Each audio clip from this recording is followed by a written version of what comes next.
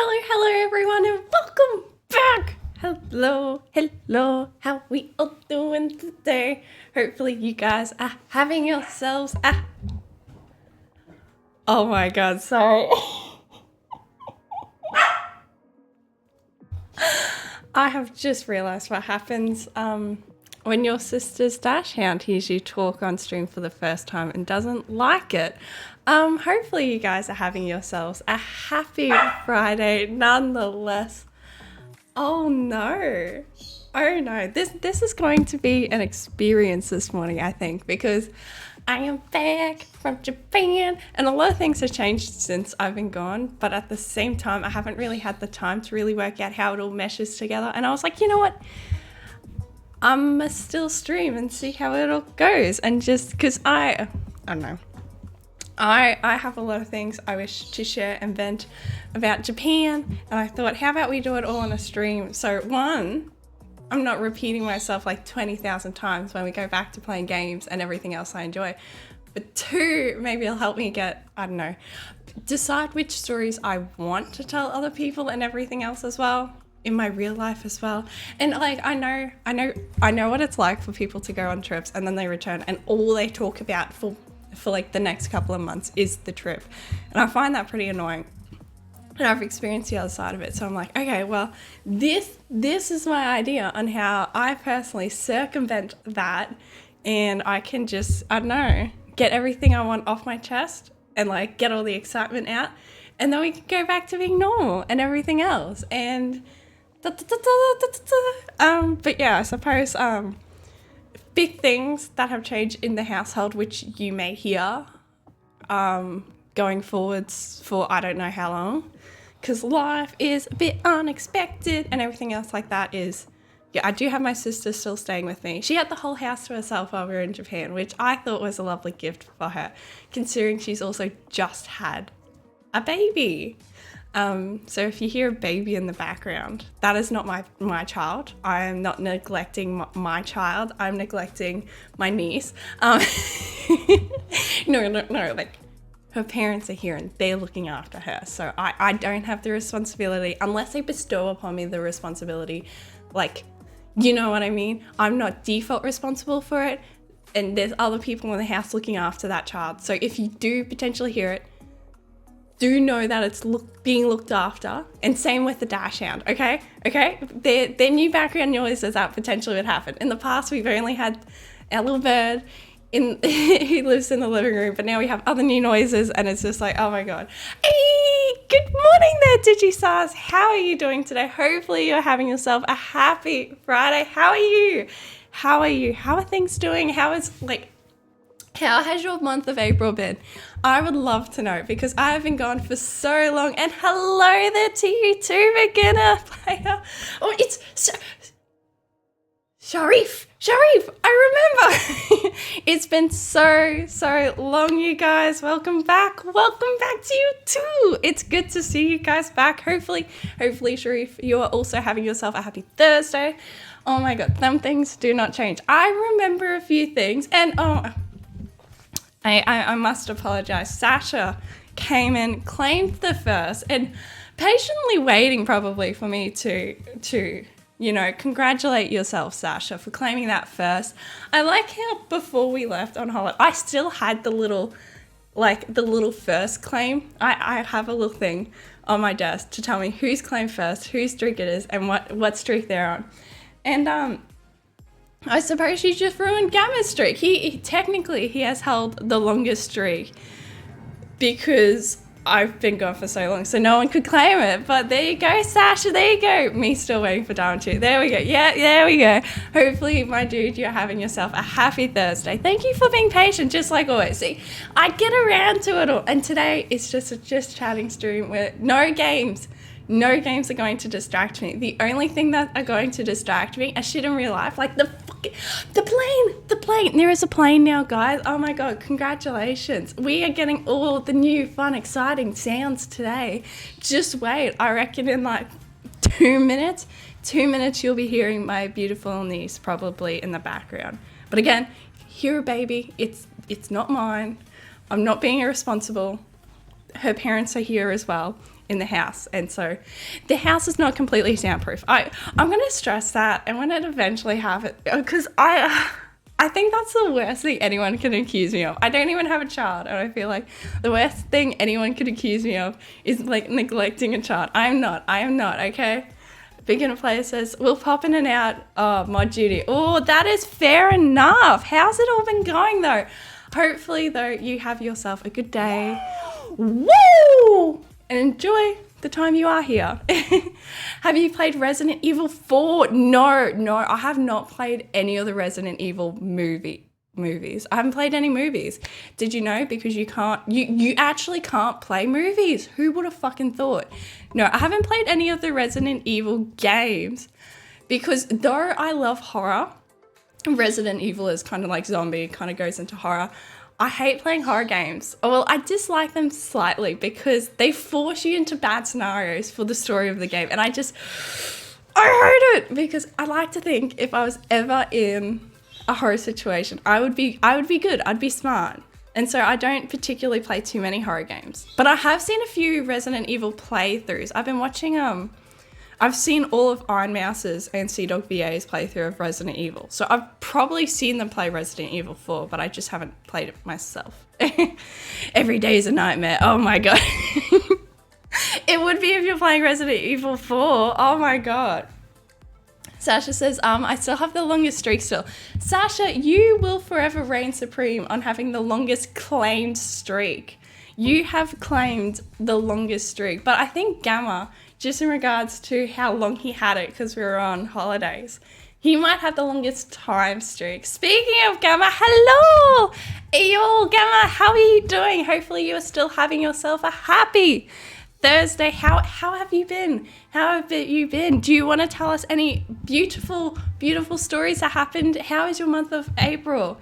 Oh my God. I like how, also, just to put like the cherry on top, as soon as I left for Japan, I think it was like 2 days into my fucking holiday or some shit. Like 2 days after I've gotten onto the plane, we get a message in Discord being like, hey, by the way, Kingdom of Hearts, giant fucking sale. And it's like, oh, cool. Fuck! I swear to God. Hey guys, if you ever want to buy the Kingdom of Hearts games on sale, just let me know. So I will like leave my computer and leave any forms of purchasing the games just for a while, just so you can get the sale and you can enjoy it.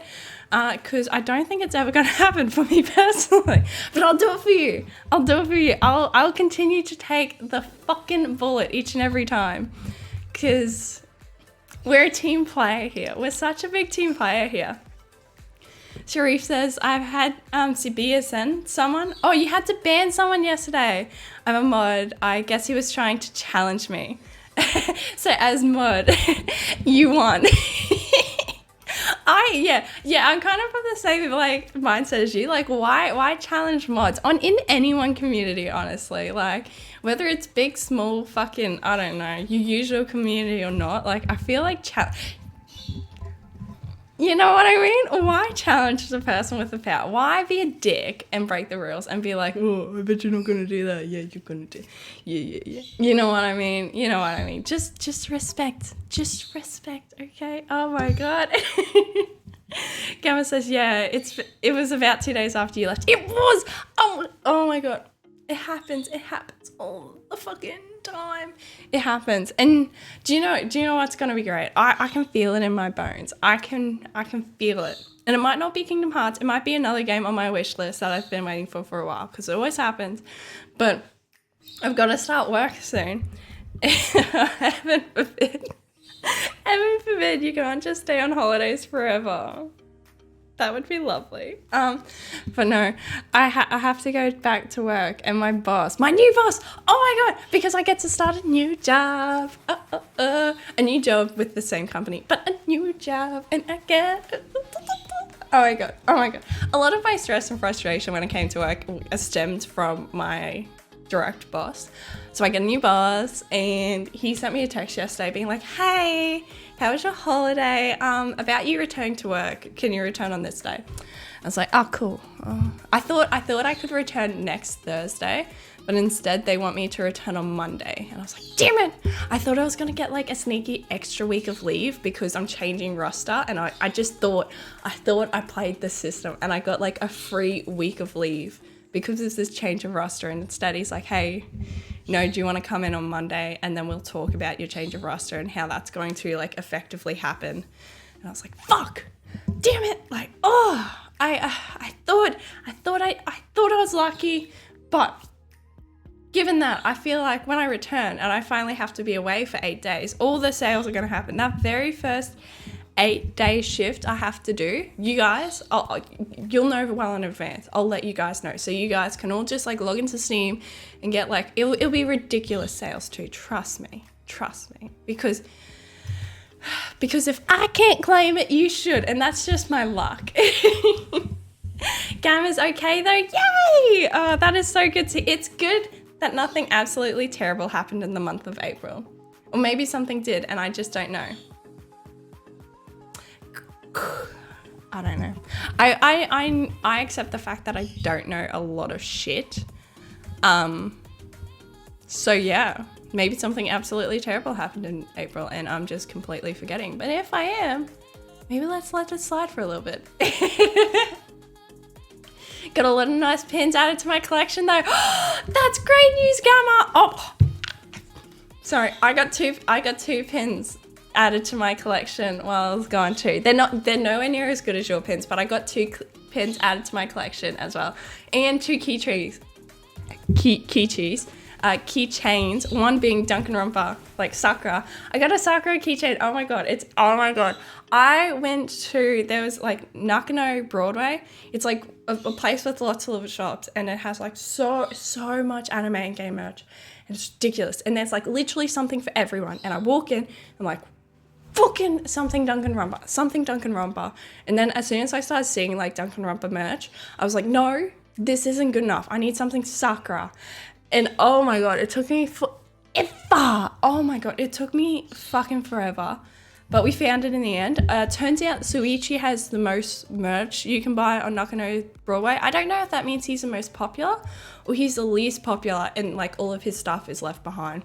But it took me fucking forever to find something Sakura, and it's actually quite adorable, the keychain. I posted a photo of it on Discord the day I got it because I was so fucking happy. Anyway, back to your pins though, Gamma. Your pins. Also found my favorite submarine. Like on the side of the road, literally. There's no metaphor. Okay, it's good you're clearing up because like as I'm thinking and I'm just like, I've got questions. No, keep reading. As I'm reading, you're answering my questions. So this is perfect. Like, it was just there, just randomly. Like, that rock looks like a ship, actually. It kind of looks like a sub. The fact that it looks like Alliance. The rock is... What? So it was just like immediate U-turn. So you're driving, you saw this fucking thing out in the one, you're like, oh, cool rock. Cool Alliance rock. Cool. Holy mother of fuck God, that's a submarine. Turned around. Holy shit, that's pretty cool. Because my original thought was like, you found a submarine on the side of the road. And I was just like a toy submarine? Like, because people collect and they build model planes and stuff. So it wouldn't surprise me if there's like model submarines, you know? Like, that would be legit a thing. Oh my. While I was away too, I watched the submarine murder documentary on Netflix. And that was fucking weird as hell too. It was just so weird. Like a guy... He was like a psychopath or a sociopath or anything. But anyway, he made a submarine, like a crowd-funded submarine. And he got like people to come in and like work for him and everything. So he made a crowd-funded submarine and then it was like, I'm going to make a crowd-funded rocket. And then all this shit was happening. And then he just takes a reporter off in his submarine, his crowd-funded submarine, and like kills her. In this documentary, it's like so almost a luck that it exists. Because the person who was making the documentary was there to like make a documentary about him making this crowd-funded rocket to go into space. And this dude just decides, while this reporter's there filming literally everything, to murder someone in his homemade submarine. It was so weird. So fucking... It's an interesting Netflix show, but so fucking weird. Like, I was watching, I was like, what? like, there was just so many questions, so many questions. You could tell something was up with him. Like, he was very, like, me, in a sense. Like, everyone was coming to work for him for free and, like, donate not only their time, but also resources and shit. And yet he still had a really big, like, me mentality. So for shit to be hitting the fan and him going off and just deciding to murder someone in his submarine kind of makes sense due to his personality, but at the same time, still so fucked up. But that's exactly how it went down. You finding your favorite submarine though, Gamma. Yes. When I pulled up, it was literally the HMS Alliance. It's a Cold War British sub. Okay, good thing you expanded, because I don't know what the fuck a HMS Alliance is besides a submarine, since you explained it. Not a model, not a mock-up. It was the Alliance. Holy shit. What were they doing? Why?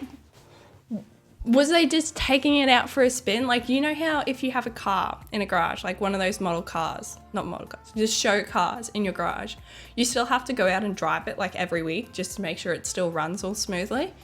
Was that what they were doing with the submarine? Just taking it on its weekly route so it still was fresh? They even let me inside and you took 1,000 pictures. Holy shit, it was your lucky day. Used the periscope and everything. Apparently they were bringing it to dry dock. Oh, for a museum. Oh, there you go. Holy shit, that is so cool though. Also, I did see, I imagine Japan as a nation-side Comic-Con. The weird thing about Japan is that, like, there's areas for everything. So there was, like, we stayed in a hotel that was, like, a street away from, like, the cooking district, like the cooking supply district. And then you, like, yeah, it's all so contained. Every little niche has its own, like, street or two, which is fascinating. Street or two to a whole suburb, in a sense. And it's so fascinating. So it's not like a whole nation-sized Comic-Con. You would just, like, fucking just walk into pockets of random shit. And that was, maybe that's what, I've never actually gone to an official Comic-Con. I've gone to, like, so many small little, like, conventions. That was the word I was looking for. But, like, there was just, like, literally the cooking utensil district was right beside, like, the hipster, like, oh yeah, I just called it hipster district. I couldn't explain it. But yeah, it was just so wacky, that sort of thing. Like, if you walked long enough, you would walk into so many different niches, and it was amazing. Not much bad happened to me in April. Frustrating, perhaps. Ooh, okay, Gamma. There's a girl I've been talking to since Christmas on an app, and she still hasn't wanted to meet 4 months later. Stopped talking to her, got impatient. Yeah, 4 months is a bit of a long time. You know what I mean? If you were, yeah, that sucks. But, you know, at least you're no longer wasting time, you know? You've hit the restart button. It's Christmas all over again. That sounds sort of awesome. I'm considering my own trip, and I'm I'm super happy. It has, like, districts like that. I'd really love to find some food-focused areas. Oh, my God, and you will. And it's, like, the best thing I find is that, oh, my God, some of the best places we went to was either, because when it came to, like, finding dinner or lunch, we would find somewhere on Google. Like, we'll just Google food and just be like, yeah, we'll go to that one. And half of the time, we'd go there, and it's, like, it didn't actually look that good or anything. So, like, 2 seconds later, we'd, like, 2 side streets later, we would find, like, some amazing fucking food. And, like, I don't know. So, yeah, there's like, a lot of small restaurants. And the best ones, like, the best thing about them is like, if one's super popular, chances are there's going to be a really good one, like, just 2 streets around from it. Because the super popular one will have a line for days. And then old mate with the really good food just around the corner will have the best food, and he'll just get all those straggling people who see the line. I'm just like, fuck, I'm not staying there. Oh my, we found, like, the best gyoza place because it was, like, the closest place to where we were staying one time. Like, it was, like, on the edge of, like, the food area, and, like, we walk in and we're like, okay. Because after spending all day walking, you don't want to walk, like, an extra 100 meters if you don't have to. So we're walking past, and it was, like, this small little gyoza place. And we're like, oh, it actually has, like, heaps of seats open. Let's just go in and ask. And it was, oh my God, it was like a mother-daughter run gyoza place. Fucking 5 stars, 10 out of 10. It was such good value for money, and it also was so fucking delicious. We ended up going there twice and then considered going there a third time because it was just so good, and it was just also pretty cheap for what you got. And it was just like, the ladies were just so kind and sweet with our broken Japanese. It was just so good. So fucking good. What was your top 3 things in Japan though? Oh my God. Oh, that's a hard one. I want to say, no. Okay, no, top one, easy. First thing, number 1. So we stayed at a Dragon Quest themed glamping place. It ended up being like a proper resort. Holy shit, it is not glamping. Their ideal of glamping is like Australia's version of a resort. Completely 2 different things. But it was Dragon Quest themed, and holy shit. So because we booked the room, we also got free tickets to go see the Dragon Quest amusement park.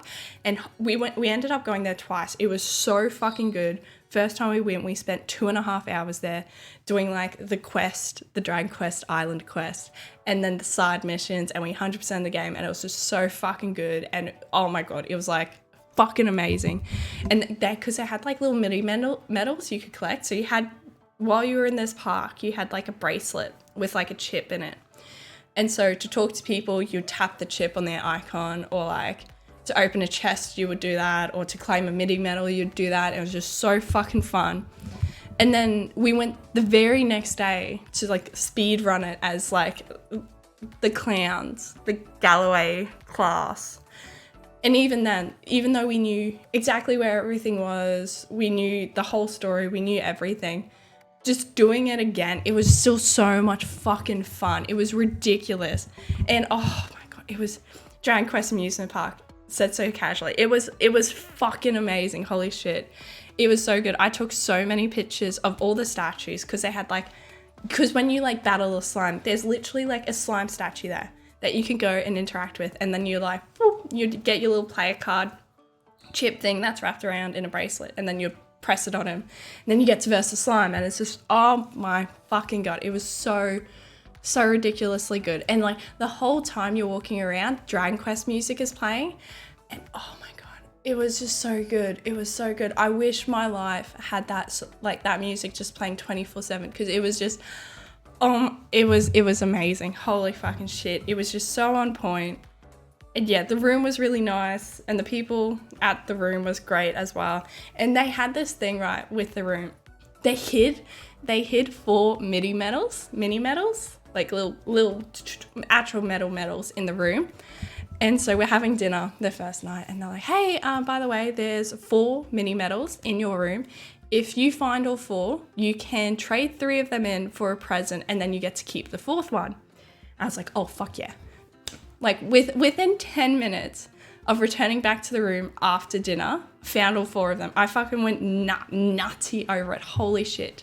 Because we originally found one, because it was in like, because when you rock up, there's a chest on the ground, and it's planted on the ground. Like it's actually, like you cannot move it. I tried moving it because I kind of wanted to like pick it up and move it and, you know, play with the fucking chest, okay? But it was a Dragon Quest chest. Of course you would want to like move it and just play with it because I'm a child. But so when you first get there, the Dragon Quest chest is right there, not in the center of the room. It's like off to the side, planted off to the side, like beside the couch. And it has like a few goodies in there being like, oh, thank you for like booking the place and everything. And right down the bottom of it was a mini medal. So we just thought they gave you a mini medal because that's a super nice thing to do, where instead it's like, well, we're giving you a mini medal, plus there's an extra 3 hidden in your room, and if you find all 3, you get a prize. And I did. It was amazing. And then because we stayed there 2 nights, they reset the room while we were at the park. So we got to do the scavenger hunt again. Well, Luke got to do the scavenger hunt because I did it the first night, and I thought it would be very unfair for me to do it both nights. But it was so fun. It was so fun. I highly recommend it. Highly recommend it. It's in Awaji Island. And the people there, they were like so interested in like why we went there and where we were going and everything, because apparently Awaji Island isn't very frequently visited. And so they were just like, oh, why did you come? And I was like, Drag Quest. Like, oh, okay. And yeah, so I highly recommend it, because they're all like, because it's apparently not super popular, so they're all very super appreciative when people visit. And also you got Dragon Quest Island and then Naruto Village, so there's a Naruto themed park, and that one was also fucking great. Like, oh, it's unlike Dragon Quest where you walk around and you do a quest and you like find medals and chests and you battle people, like statues, you battle statues. Naruto, it's like, whoa, go do a maze. Like a parkour maze, and you're like, fuck, that's amazing. And then like you go through this other area collecting stamps while interacting with all their cool fucking statues, and so good. And okay, because there's 4 parks technically, you got all very close, walking distance from each other, like a 2-minute walk. Dragon Quest, Naruto, Godzilla, and also like this other one, it's like a kids parkland. So we didn't go to that one, but we went to Godzilla. And even though I know nothing about Godzilla pretty much, like I've never seen a Godzilla movie, I'm not a Godzilla person, that one was still pretty entertaining and fun. Like you don't need to be a Godzilla fan to enjoy that one. And that one also had zip lining, which was also pretty cool. So maybe just Awaji Island as a whole is number 1, but more specifically for the Drag Quest aspect of it, because like, fuck, that was nutty. That was nutty. And that's only top 1. You asked for 3 things, Scammer. 3 things. Holy shit. Oh my god. Oh my god. I'll think of the other 2. I'll spread it apart. But yeah. And how was the language barrier? The thing is, the language barrier wasn't that bad, because like I know a few words. I knew a few words and phrases in Japanese. That was easy. Like easy to order food, because like they always have a menu at the register, so you point to it and you pretty much say, that one please, that one please, that one please, in Japanese, and they're like, yeah, boom, there's your money. And that was pretty easy. And then you just say thank you. The only real, I don't know, I think they were speaking to us as if you would speak it like a toddler, but I really appreciated that, because I can't even speak like a toddler. Like my Japanese is terrible. Even though I've been trying to learn it for a while, my Japanese is terrible. So them speaking to me like a toddler works really well, because I was speaking like a toddler. And they also they use a lot of hand actions, and there's a lot of signs. So as long as you're like half paying attention, it's nothing, honestly. Like if you have like a generic question, boom, there's a sign that answers it for you with images. You know what I mean? So I think they've set it up pretty well. Like, so you're a toddler, but that's enough for you to get around, and that was really good, I find. The only real place where we had an issue was, oh my god. So remember when we played Hatoful Boyfriend, the bird dating simulator, right? So in that bird dating simulator that we played for Valentine's, there was the ad for a bird cafe. I went to the bird cafe. It was fucking amazing. It was amazing. It was in Kobe, and like pretty much it was such a cozy little cafe, and like pretty much half of the cafe was just like a big giant bird cage, and it was just amazing. And there was so much bird merch, and like all the food looked like little birds, and you got to choose which bird your food looked like. It was so fucking good. I always tried to pick it to be a peach-faced lovebird, because that's what Edgar is. The bird we have at home is a peach-faced lovebird. So for there to be an option to have our food look like our bird, it was like, yes, fuck yes. But the owner of the cafe, spoke like no English. And I'm worse than a toddler when it comes to Japanese. So that was really difficult. And I just felt so bad. I felt so bad because he was trying so hard. I was trying so hard. Google Translate hit so well. Like, have Google Translate downloaded by an electronic SIM so you have the data to actually use it. Because in that scenario, that's where Google Translate, because you just hit like record, they speak into it, it translates it for you, and then you do the same. Because he was so amazing. And like that was really like the only part there was a few instances where I was like, I wish I knew a lot more Japanese so I could talk to them properly and also say how amazing their place was. Because like, oh my God, the Bird Cafe on point. Oh, Bird Cafe, that's cool too. It was so fucking cool. It was so good. Ended up buying like a little tea towel from it. Oh my God, it was so good. But yeah, I really wish, like that was the only like really issue, but Google Translate was there for us to pick it up. I just wish I could communicate how much I loved it. Like, oh my God. The first place we stayed, it was like an Airbnb, but the owner like lived there. And she would cook you breakfast every morning. Fucking amazing. Holy shit. Holy fucking shit. So amazing breakfast. Such easy, simple breakfasts fucking hit so well. Holy shit. But her English was like, and because I sound like a fucking toddler, I couldn't tell her how amazing her breakfasts were every fucking morning. Like, I was just being like, breakfast is delicious. And she's like, oh, thanks. And I'd be like, no, you don't understand. Your cooking is amazing. You know, because, I only had X amount of words and I felt like I needed 200 more to really go on my rant on how amazing her cooking was. And that's really like the only issue it was. You were kind of like, because you have such a good time and the food's so good and they're also so nice and sweet. And when it comes to like customer service, it's always on point. So like to really be like, thank you. Just saying thank you never seemed like enough. And I was like, gah! So next time I visit Japan, I have to know so much more. I have to be like proper toddler able to talk, maybe like a 6-year-old, like a grade schooler. I want to be able to talk like a grade schooler or something, because that's just me personally. Did you get hit by a pigeon? Oh my God, the pigeons have no fear. Holy shit. Legit no fear whatsoever. We saw so many. There wasn't any pigeons in the bird cafe, but there was pigeons literally fucking everywhere. And the pigeons had no fear. The only thing the pigeons feared, right, was we were at a park once because we just stumbled upon, like, it looked like a mini market festival thing. So they had like pop-up stores with food, and it was during the day. It was like the middle of the day. So I had pop-up stores with food, big grass area, which was so uncommon. Holy shit. Japan and grass? Not really a fucking thing. That blew my mind so much, because you'll go past like baseball pitches and soccer fields and like so much. Every park, sand. Every soccer field, sand. Like barely saw fucking grass. So we came upon a park with grass, like a big grassy field.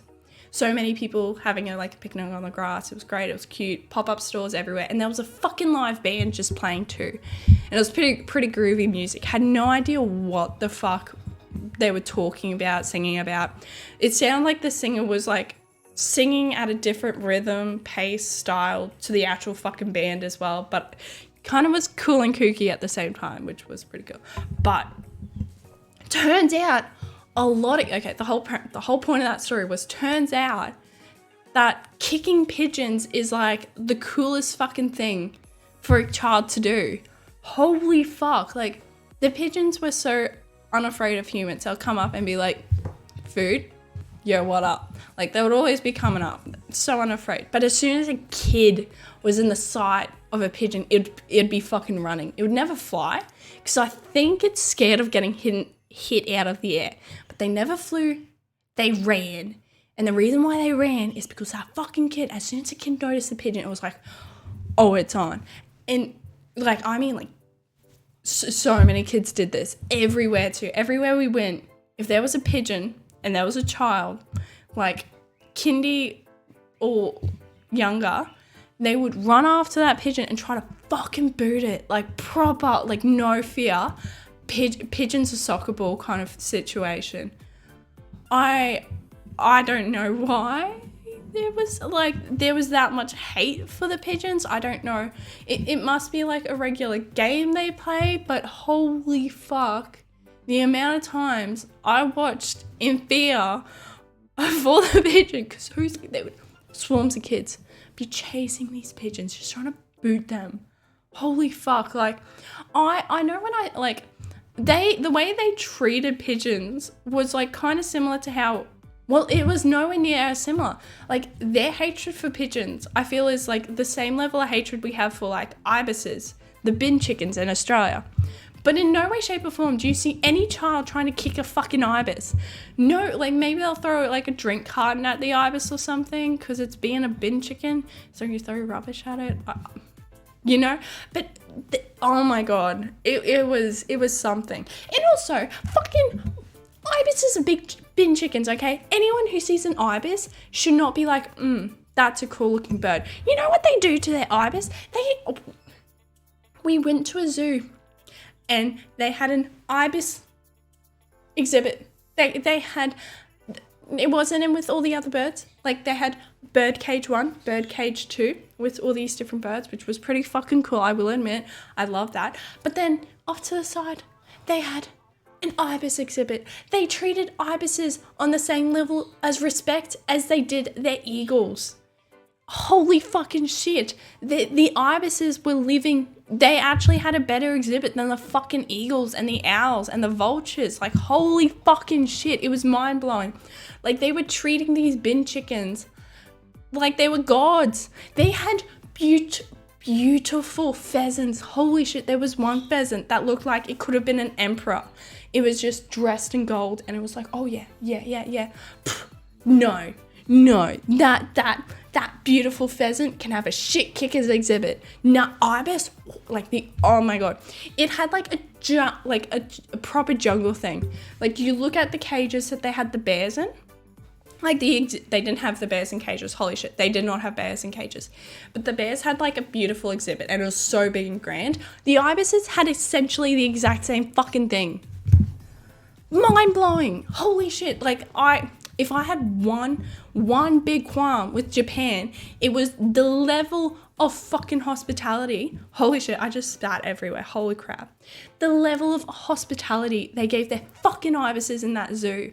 Holy shit, they're bin chickens. Just put them in the bin and they would be happy. But instead they're like, so unnecessary. I felt bad for every other fucking bird I saw after seeing that. Like, holy shit. Holy shit. There was an albacore doing like, oh my God. We walked past and it was like, oh, people are here now. Spread its wings out beautifully. Did the whole fucking pose. It was beautiful. That performer, that majestic beast, didn't get anywhere near as good as an enclosure as a fucking ibis. Japan needs to sort out their shit when it comes to that. Holy crap. I think you've done a Darwin dart. What's that? You mentioned the bird dating sim. I asked if you hit on the pigeon. Oh, you asked if I was hit on by the pigeon. And then I said, oh, cafe, that's cool too. Oh my God. Yeah, so not only did I read the messages backwards because fucking life and my reading skills, but I also read the second one wrong. And then because of that, I went on a whole fucking rampage about kids kicking pigeons and ibises being treated like gods. If that does not like sum up the pinnacle of my mental state, I don't know what fucking does, honestly. I don't know. It was great seeing you nerd out on the Japanese birds. So fucking, they were so cool. Oh my God. So when we was at the zoo, right, we saw the red pandas, right? And like, have you guys seen the show Agretzko? It's on Netflix. It's like a little animated adult cartoon. It's fucking great. It's pretty much about this businesswoman. Life sucks. Adulting sucks. And she feels it. And her release, right, is to go to karaoke and sing heavy metal. And the show's pretty much about her life and the adventures she goes on. And it's fucking great. Gretzko, I love it. It speaks to me on such a level. Like, if you haven't seen it, see it. It's so good. But when we went to the zoo, we saw the red pandas. And I was like, fuck yeah. Yeah, I know a Gretzko. Oh, fuck. A Gretzko, top fucking tier. Highly recommended to everyone. But point is, we saw the red pandas at the zoo, which Agretzko is. And then I was like, oh, we've got to see every Agretzko animal. Agretzko is so good. It's great. It's fucking great, Digisars. It's amazing. But I got to, for the first time ever, get to see a secretary bird in person.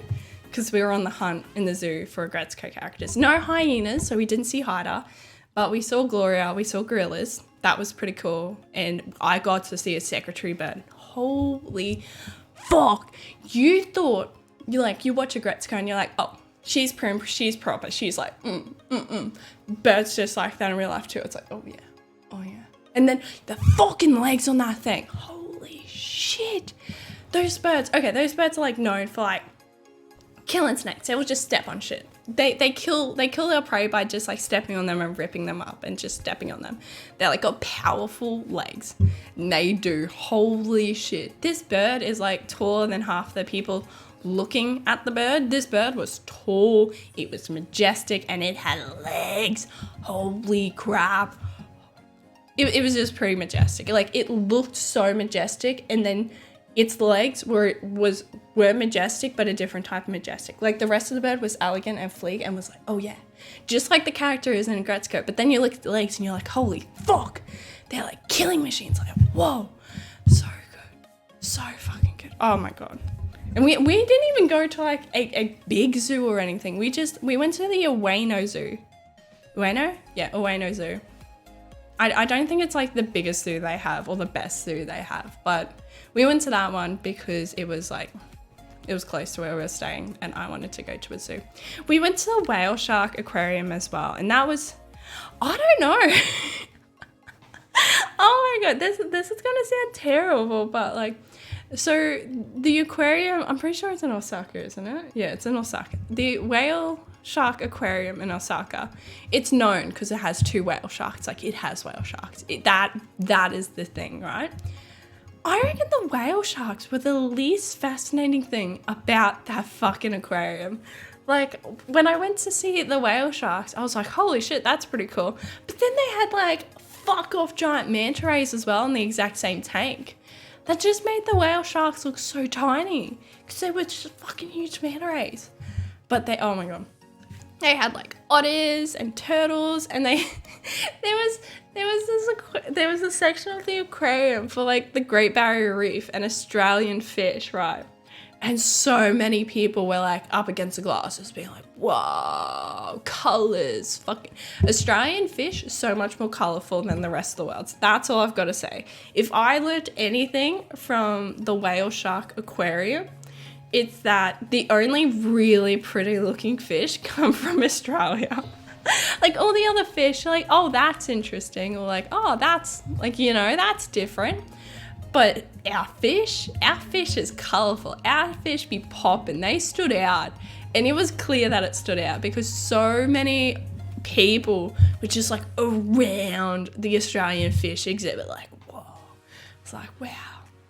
I couldn't stop for 2 seconds at that one because I've seen those fishes like time and time again. It kind of put into perspective how weirdly unique Australia is in some facets, because, oh my god, I'm gonna go back to the zoo, I'm so sorry, but you had the aquarium where like our fish looked just so much more fucking spectacular and shiny and colourful than everyone else's fish because we have the best fish. But then in the zoo, right, holy shit, they had a reptile section and they had a crocodile, and we're like, oh, this building's really small. And they have a croc in it. Must be a freshie, like a freshwater croc. Because, like, we know the crocodiles. Holy shit. No, they had a saltwater croc. And to explain the exhibit to you was like, oh no, if this croc actually wanted to, it's out. Like, it's out. It can do it. They gave it a relatively small closure, which you think like, oh, if it's relatively small and it can't move around, that's fine. But what really scared me was the walls weren't straight. They were angled. And like, I don't know, I was looking at the croc enclosure and I'm like,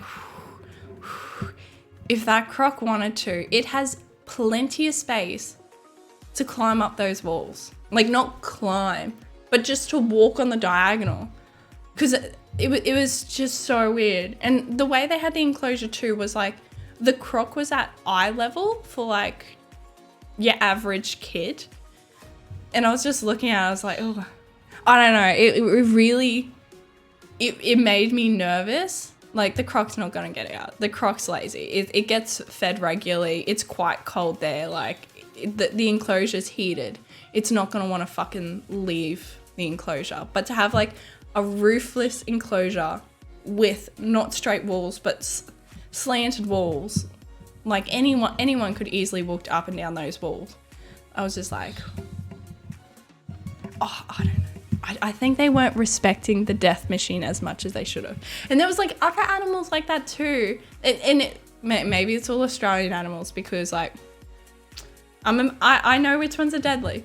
But there were some of them where you're like, should you really be putting that in the same enclosure as that? Like, clearly they haven't killed each other at that point. But that's because you've been feeding them adequately. Like, the day that the food is just slightly smaller, that's eating that. You miss a feeding, you've lost half of your exhibit. And then they go off and then they give the ibises a fucking mansion to live in. Ridiculous! Holy shit. Holy shit. Oh my God. That was pretty much all the animals we saw. Because we didn't go to too many animal cafes. We wanted to go to a small mammal cafe, but it was closed. But we did also get to see the Nara deers, and that was kind of cute. The deers do in fact bow. Oh my God. The Nara deers, they bow if you give them treats. It's amazing. Because when you see or you hear about them on TikTok or YouTube, the whole thing is like, oh my God, and they bow. Fucking half the time they were bowing because they were just like, hey, if I bow, you give me a treat, right? So they would come up to you and just bow and be like, treat? Holy fuck. And there was one, oh my God. I've got heaps of photos of it because it was so fucking hilarious. But, like, because when we went, like, a spring, like, some of the deers were getting, like, a bit rowdy. Not rowdy, but, like, you know how everyone has, like, the terrible threes? There were some deers that were, like, getting their first horns, like they were getting their little nubs, and they were a bit like, oh yeah, let's go. I'm big, you know? They're little dealings, you know, they're fine. But there was one that just wouldn't have it. If you did, it would come up to you, it'd bow. If you didn't give it a treat, it was like, oh, you're my treat now. And it'd start eating people's clothes, and it was hilarious. It came up to Luke, and it did the bow, and Luke's like, boom, here, have your treat. Because he was smart. If a deer bows at you, just give it a fucking treat. Don't deny it the treat because you didn't bow first. Just give it the treat, and then you can do your mutual bowing because it knows it's going to get another treat. Just because Luke was giving it treats after his bow, like, yeah. And then he was like, okay, I'm done with you. I'm going to go, like, see these other deers. You can't just feed your whole wad of treats to the one deer. You got to experience a whole park. And this deer did not have it. It was going through its terrible 2 stage. It was like, nah, bitch. It was like, it was trying to, like, put its tiny little horn nubs into Luke's leg, being like, give me more food. And Luke's like, nah. Just keeps walking. Deer's following him, harassing him for more food. Luke's just ignoring it. And he was like, oh, go away. It can butt my leg. It's fine. It doesn't have proper horns. And Luke ends up going to these other deers, and they're all bowing, and it's cute, and I'm taking photos. And this fucking deer, right, this little kid, it's going through its terrible 2 phase. It's like, fuck you, I'm gonna have my own treat. And it just starts proper gnawing, like going at it on Luke's bag, and you're like, holy shit. It just starts eating Luke's bag, and we're just like, this is good. It was a leather satchel thing, so it was fine. The deer wasn't eating it, but it was like trying its best just to go like fucking gnawing on it. It was ridiculous. Fucking, I never thought I'd have to bear witness to a deer going through its terrible 2s phase, but I did. It was kind of cute. Because it was small. It was small to the point where it wasn't actually doing any harm. It was just being annoying at that stage. Probably would do harm to like another person, but Luke's tall, he's big. Every time we went to a train station, he'd be like, you go forth and you read all the signs and you work out where we have to go and you get there. I'll follow you. Because he was tall enough where he could like just see me from anywhere kind of situation. Because like he's taller than everyone, so he can just like scan the field and find me in the crowd kind of situation. So yeah, so many times in the train station, he'd be like, go forth, conquer. You get us to where we need to be, so I'll go forth. But then if I have to ask him a question or like anything, I'd have to stop and just wait because I couldn't find him. That was the weird thing. Like he was tall enough where he could find me everywhere, but he wasn't tall enough, or I wasn't tall enough to find him anywhere in the crowd. It was really weird because there's surprisingly a few tall people in Japan. Like, so I was at the height where I couldn't see over everyone. I could see like over half the people, and then the other half was at the height in which like just blocked my angle of viewing to find a Luke in a crowd. It was the amount of times I got lost in a crowd and just stood perfectly fucking still for Luke to catch up and be like, oh, what's happening? It's like, I forgot where we were going. And that was the majority of the issues I had in the train stations. Like, oh my God, I would just forget where we're going. Like, you know, like you'll be going I don't know. What's an example? I fucking don't know. Like, I don't know. You'll be going to Osaka, but the station you're going to in Osaka, well, there is an Osaka station, but the station we were going to in Osaka wasn't the Osaka station. So I just forget the name. It's like, I know where we're going, but I don't know the station's name. And that's kind of what you need to like navigate through a station to find another station line. Like, my short-term memory was terrible over our whole entire trip. Like, I just forget everything. We'll get on the train, and like two minutes later, I'm like, fuck, what station are we getting off? Where are we actually going? But it was good in the end. I got lost multiple times, but I didn't get lost to the point where he couldn't find me in the crowd. That's probably the key.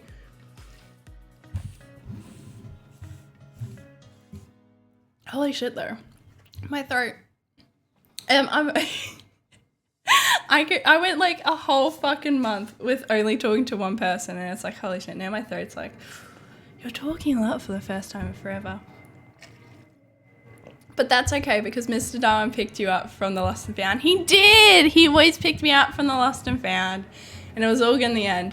Oh my fucking God! You know what he did though? So we were in Akihabara, and it had to be Akihabara, right? He fucking lost his water bottle in Akihabara. Oh my God. And to be fair, when we went to Akihabara, it was like our fourth last day or something, so it wasn't a big deal, but like, oh my God, we were going through all these stores, we were looking at all this fucking shit. I bought a game, he bought a Switch. Oh my God, their secondhand Switches right now are super cheap over there, and they're such good quality. Holy fuck, it's ridiculous. It was such a bargain, honestly. We got a Switch for half the price as we would a secondhand Switch in Australia. That's how ridiculous it is. Holy fuck. Next time I go to Japan, I'm just going to just bring an extra suitcase and buy a whole ton of shit. So we bought a lot. We bought tons of shit, and it was getting to the stage where I was like, oh, I can't buy anything else because it might not fit in the suitcase. But oh my God, they have bargains over there. They have so much bargains. But yeah, we were going to so many shops, and he somehow loses his fucking water bottle. And it was to the point where we're like, oh, we'll go to the last shop we went to. It wasn't there. And we're like, fuck, okay, well. At least it was his water bottle. At least that was the last thing to get lost. But oh my God, it could have been so much worse. Ridiculously so. I realized as well, when it comes to purchasing things, I will either buy plushes. Plushes are like the go-to. Plushes and keychains, or cups and coasters. I have so many coasters now. And not just the paper ones you get from like collab cafes because you ordered a drink. I got so many of those as well. But I got so many actual coasters as well. Because when you visit a place, you're like, oh, I want a memento. And you either purchase a cup because you can never have enough cups, or you purchase a coaster because the exact same situation. You're like, you know, you can never run out of coasters. You ran out of coasters and then you obviously invited too many people to your house. But holy, so many coasters. Like, we got coasters from the Pokemon Cafe. Holy shit, that was a thing. We went to, I think we only officially went to 2 themed cafes. We went to the Pom Pom Purin Cafe and the Pokemon Cafe. And though the Pokemon Cafe also had the Pokemon store right there and it had Pikachu, they had like a person in a Pikachu fucking suit and they danced and they sung If You're Happy and You Know It, Clap Your Hands, which was pretty cute. I did thoroughly enjoy watching Pikachu dance while eating my dessert. I still think the Pom Pom Purin Cafe was better than the Pokemon Cafe. Oh my god, I lost my shit when I went to the Pom Pom Purin Cafe. Like, we went on, I think it was the first day we were in Japan. Like, we landed in Japan, we kind of went to the hotel, ate, slept. Day 1. So that doesn't count. Your flying day of any holiday does not count as day 1 of your holiday. But proper day 1, we went to like a whole bunch of like parks in Tokyo and I went to the Pom Pom Purin Cafe. And it was pretty fucking spectacular. And it was pretty fucking great. Everything was just so themed on point and it was so adorable and the food and the drinks was just so adorable. And they had so many areas set up for you to like take photos of like, take a photo of you with all the Pom Pom Purin plushes, take a photo of you with Pom Pom Purin, take a photo of this, take a photo of that. It was so cute. And like, I've got a folder of like all the little things I've collected because like I want to make a collage in like a photo frame of all the shit we went to, which I think is ridiculous. But the best thing about the Pom Pom Purin Cafe, right, is like oh no, I put in the sleeve the wrong way. So and I've just pulled out my headphones. No, I didn't. It's okay. But so they at the Pom Pom Purin Cafe, they want you to take as much shit as possible. In terms of like, here's a paper placemat, here's a paper coaster, here's a business card, not a business card. You get like little card invitations because the whole theme of the Pom Pom Purin Cafe. And if you don't know who Pom Pom Purin is, that's an issue. This is Pom Pom Purin, the little yellow dog with Hello Kitty. Should have explained that first because not everyone knows Pom Pom Purin. Everyone knows Hello Kitty and all the other big people like Cinnamon Roll and everything from that line. Pom Pom Purin's the best. Holy shit. He's like a pudding dog. He is a pudding dog. Anyway, but the whole theme of the cafe was Pom Pom Purin is having a birthday party and you're invited to the birthday party. So you come in and you get like a little birthday invitation and then you get all this shit and you're at his birthday. Essentially. And they go around and they give you like this little comic and I can't read it because I don't read Japanese. I'll learn. This is what I read to prove to myself that I'm better at Japanese. But like it's a little story about like Pom Pom Purin's friends either I don't know, they want to get snacks and then Pom Pom Purin's fucking buff as shit. And then they go on all these cute little events. I don't know. It was so cute. But they gave everyone this comic and it was adorable. And then they had like a book area and they're like, oh, do you want to go read? And you're like, okay, I'll go read because I can read. They had such good books. And there was this one book. The one book that really blew my mind was like about how to make like decorate bento boxes to be oh my god, to be themed, you know what I mean? It was like, here's like some ideas on how you can decorate cakes to be themed, and here's how to do the bento boxes and everything. And it was like so good because it was like, it was set up in a way where you could just take a photo of the page and set and forget and you're good and fucking you're great. So that was really good because and that book, very instructional, a lot of like hands-on photos on how to do it. So I found that fascinating. I spent a good portion of my time reading that or flicking through it being like, holy shit, imagine if I made boxed lunches for myself. Maybe I could make them cute and shit. Imagine Is one of his friends a little roundy guy that got kicked alongside into a roadside drain in Australia? By an Australian tourist? No. Well, to be fair, all of these guys look really roundy. Here's a list of all of Pom Pom Porn's friends. They all look a bit roundy. So you can kind of have your pick. You can kind of really have your pick on who you want to be. But they're all really round. When it comes to making a mascot in Japan, and fuck a duck, they like their mascots. Holy shit, do they like their mascots.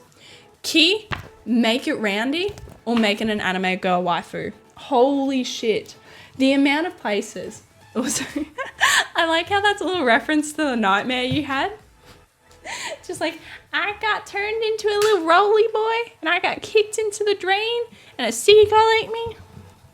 It's okay. But at least before the seagull ate you, as long as you can meet or you can see all of Australia's beautiful, colourful fishes, because let me tell you, if you're wanting to get kicked into a drain, if you had to be kicked into a drain and taken out to sea in any country, like it had to be done, but you could at least pick the country it would happen in. Pick Australia. Trust me, I've seen a lot of fishes. I saw a lot of fishes at the aquarium, and Australia's fishes just a bit fucking better. Holy shit. Just a little bit better. Just a bit better. But they oh my god. I went through so many stores that didn't need mascots that had a mascot. And the one that really messed me up the most, it didn't really mess me up the most, it was just odd.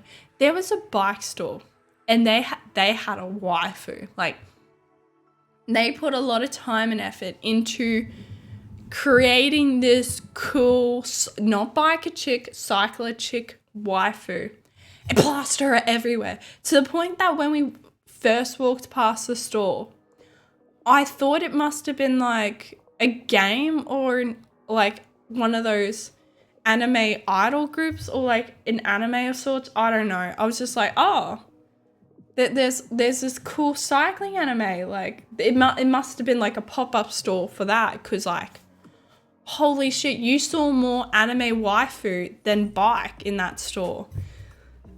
Weirdly enough, but then we had to walk past it a few times because it was like on, like when we were staying, I think when we were staying in Osaka, it was on the route to the closest train line, like JR train line station. And so we had to walk past it like twice a day, at least. No, just twice a day. And so after walking past it a good number of times, I realized, holy shit, that's actually a bike store. Where's the bikes and accessories? Like, if you could read the big name on top of the bike store, you would know it's a bike store. Maybe it was called like Bikes Here. But the outside of the bike store, just anime waifu. Holy shit.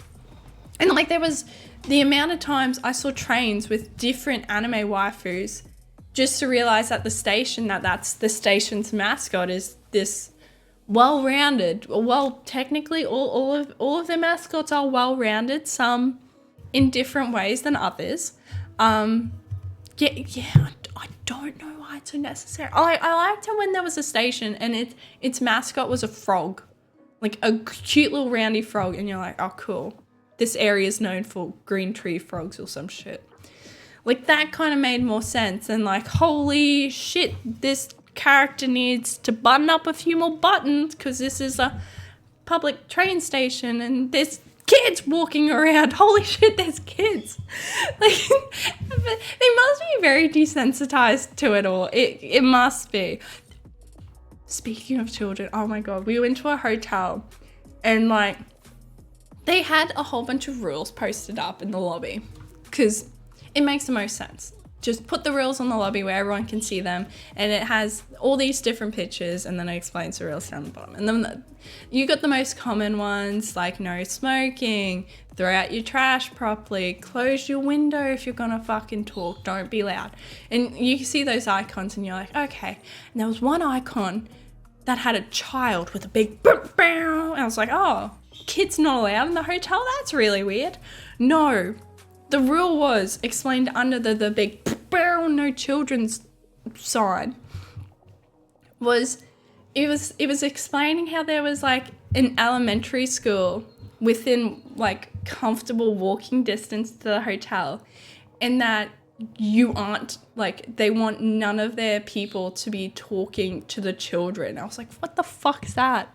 It was like, residents of the hotel are not to speak to children from the local elementary school. And I was like, is this an issue?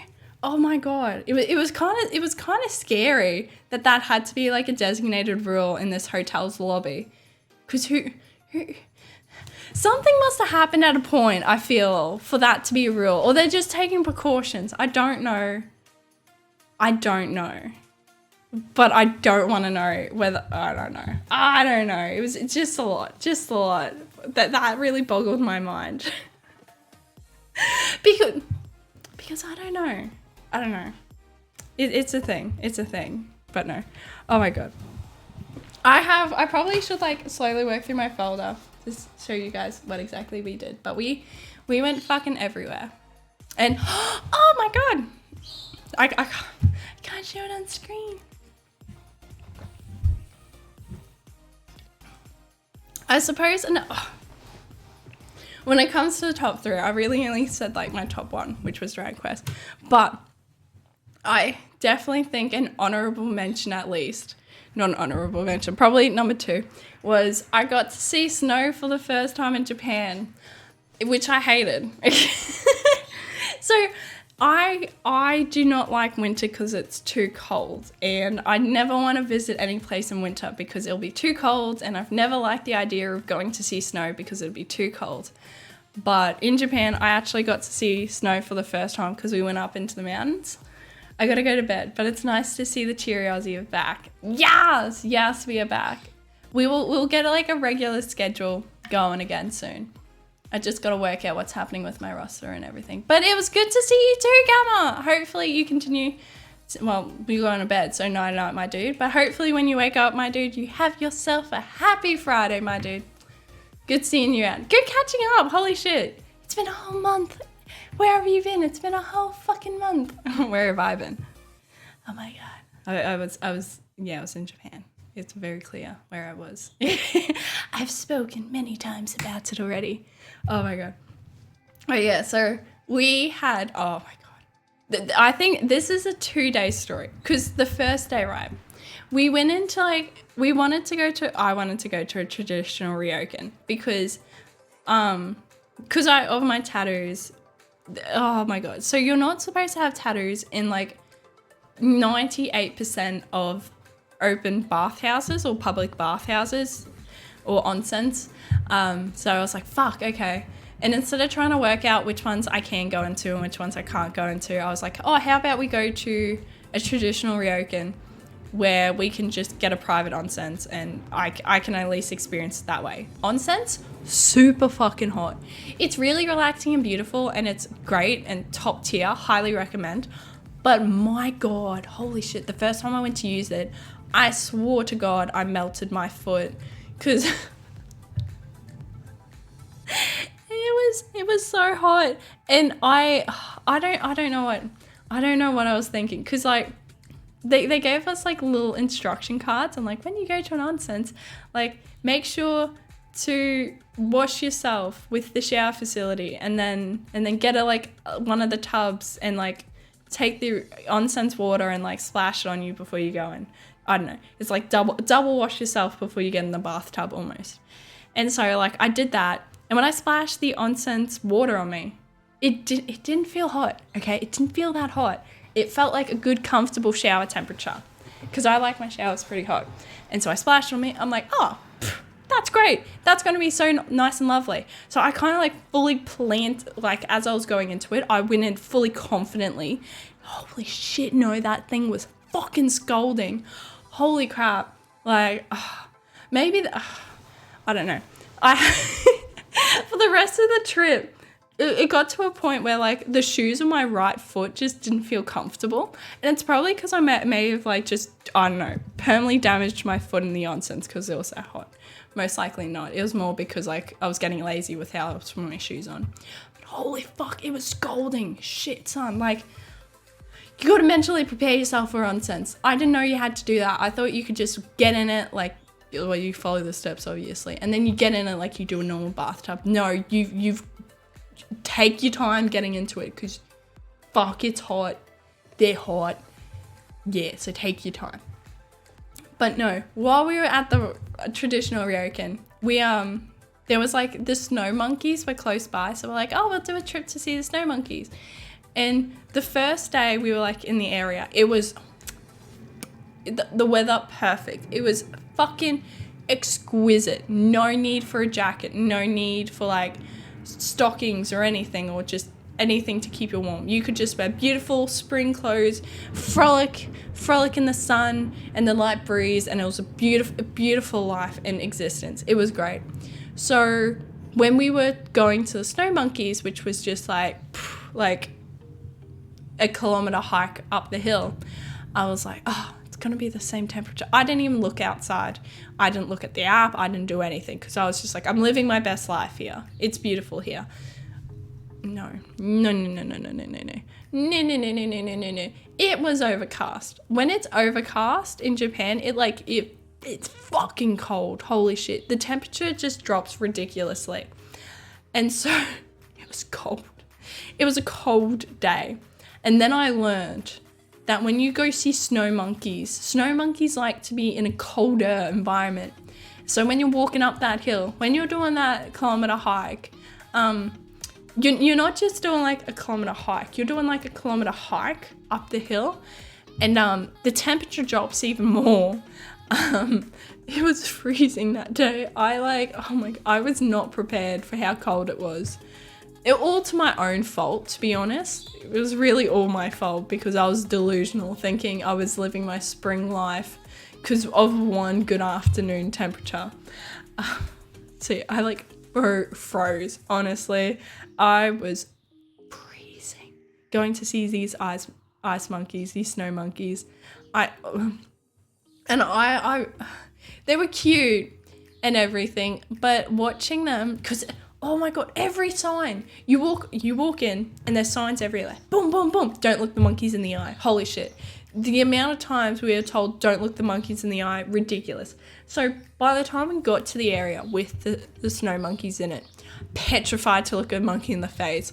Holy shit. So I was barely looking at the monkeys, thinking that if I looked a monkey in the face, it was going to look me in the face, it was going to think we were having eye contact, and it'll just rip my face off. Didn't happen. They were very docile creatures. But I spent the majority of the time not looking at monkeys, scared that I'd make eye contact with a monkey and it'll just rage at me. So, yeah. But then when I eventually did work up the courage to look at a monkey, because everyone else was looking at monkeys and their faces weren't getting ripped off.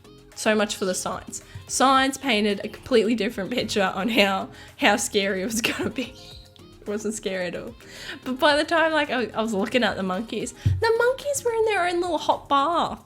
They were chilling in their own spring saunas, fucking living their best lives. And everyone else is out in the cold, freezing to death. And they're just oh yeah, hot water. Yeah.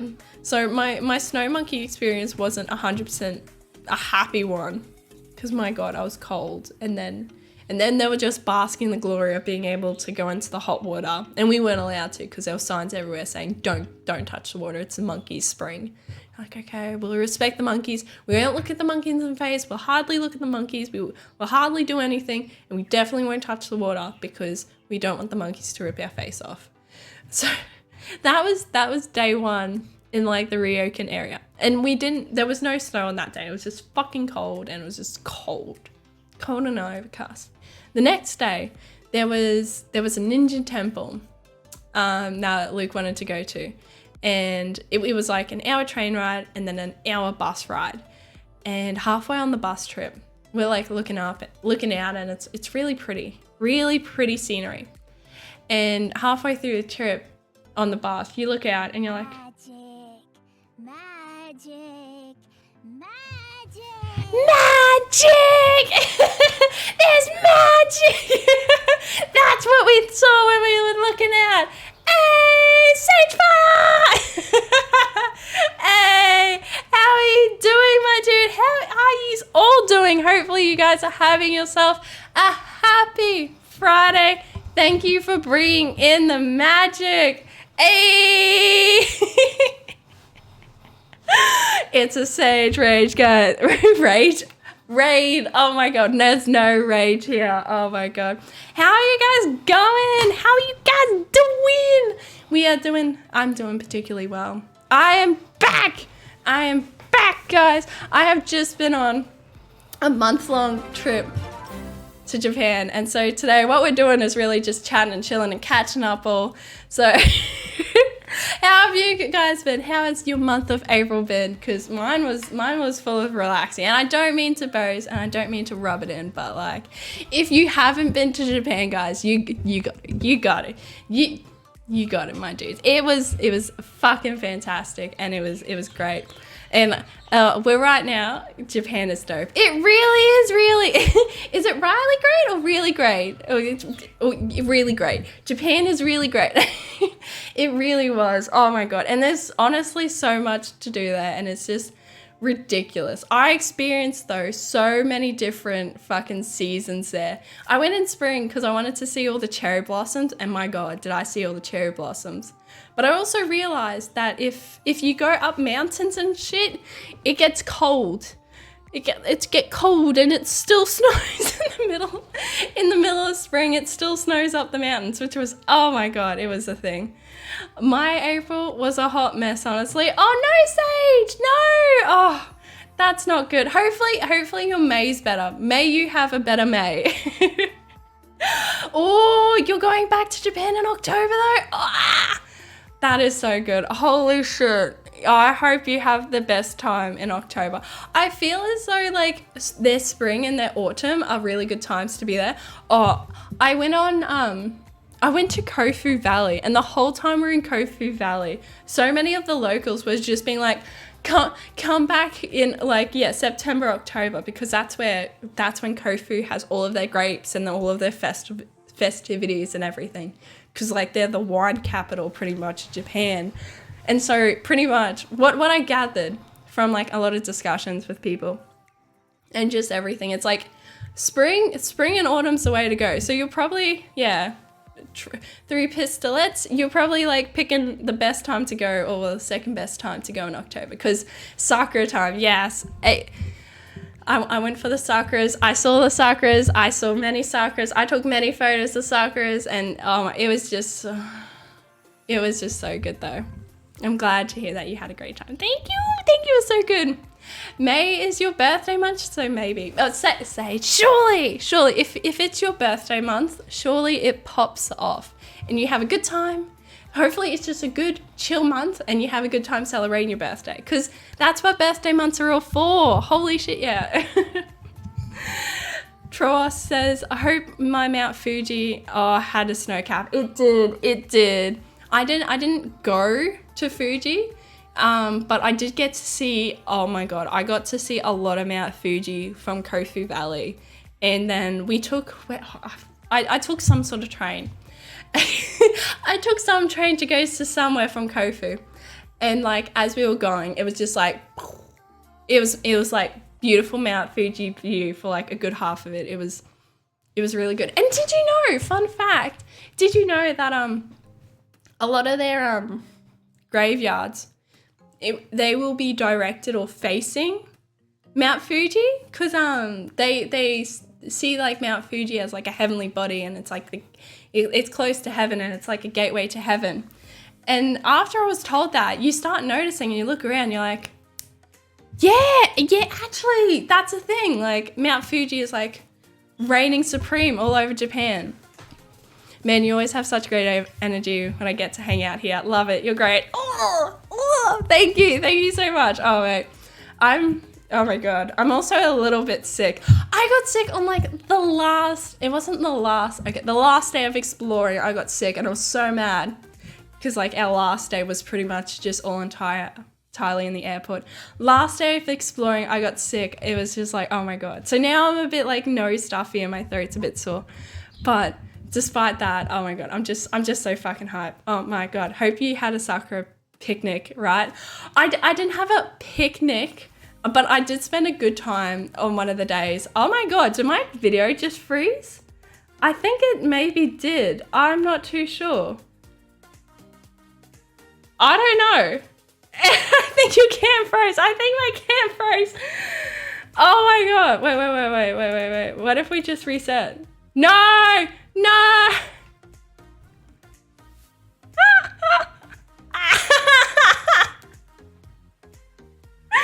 This is what happens when you get too into it. Oh my God, what if I just boop, boop, boop. Oh my God, what did I do? What did I do? Ah! I don't know. Oh, sweat patches for days. Sweat patches for days. Oh my God, that was terrible. Oh my God. Can you refresh the source? I did. Is part of your sickness being frozen? It clearly fucking is. Holy shit, it clearly was. That was...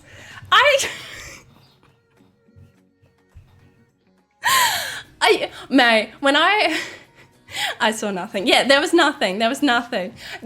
Something I didn't miss in Japan is the heat of Australia. Holy crap. The whole time I was in Japan, I was like wearing a jacket, and it was so weird because when I live in the tropics in Australia where it's always hot. It's like the devil's armpit. It's beautiful. It's fresh, it's fresh. But yeah, the whole time I was in Japan, I was like wearing long sleeves and jackets and everything.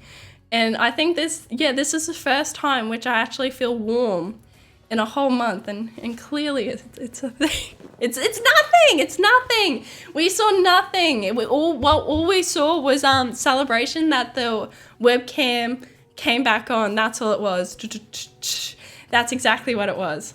I've always wanted to visit Australia, but the heat, yes. I feel like, honestly, just come in the winter. Our winter is a lot of people's summer.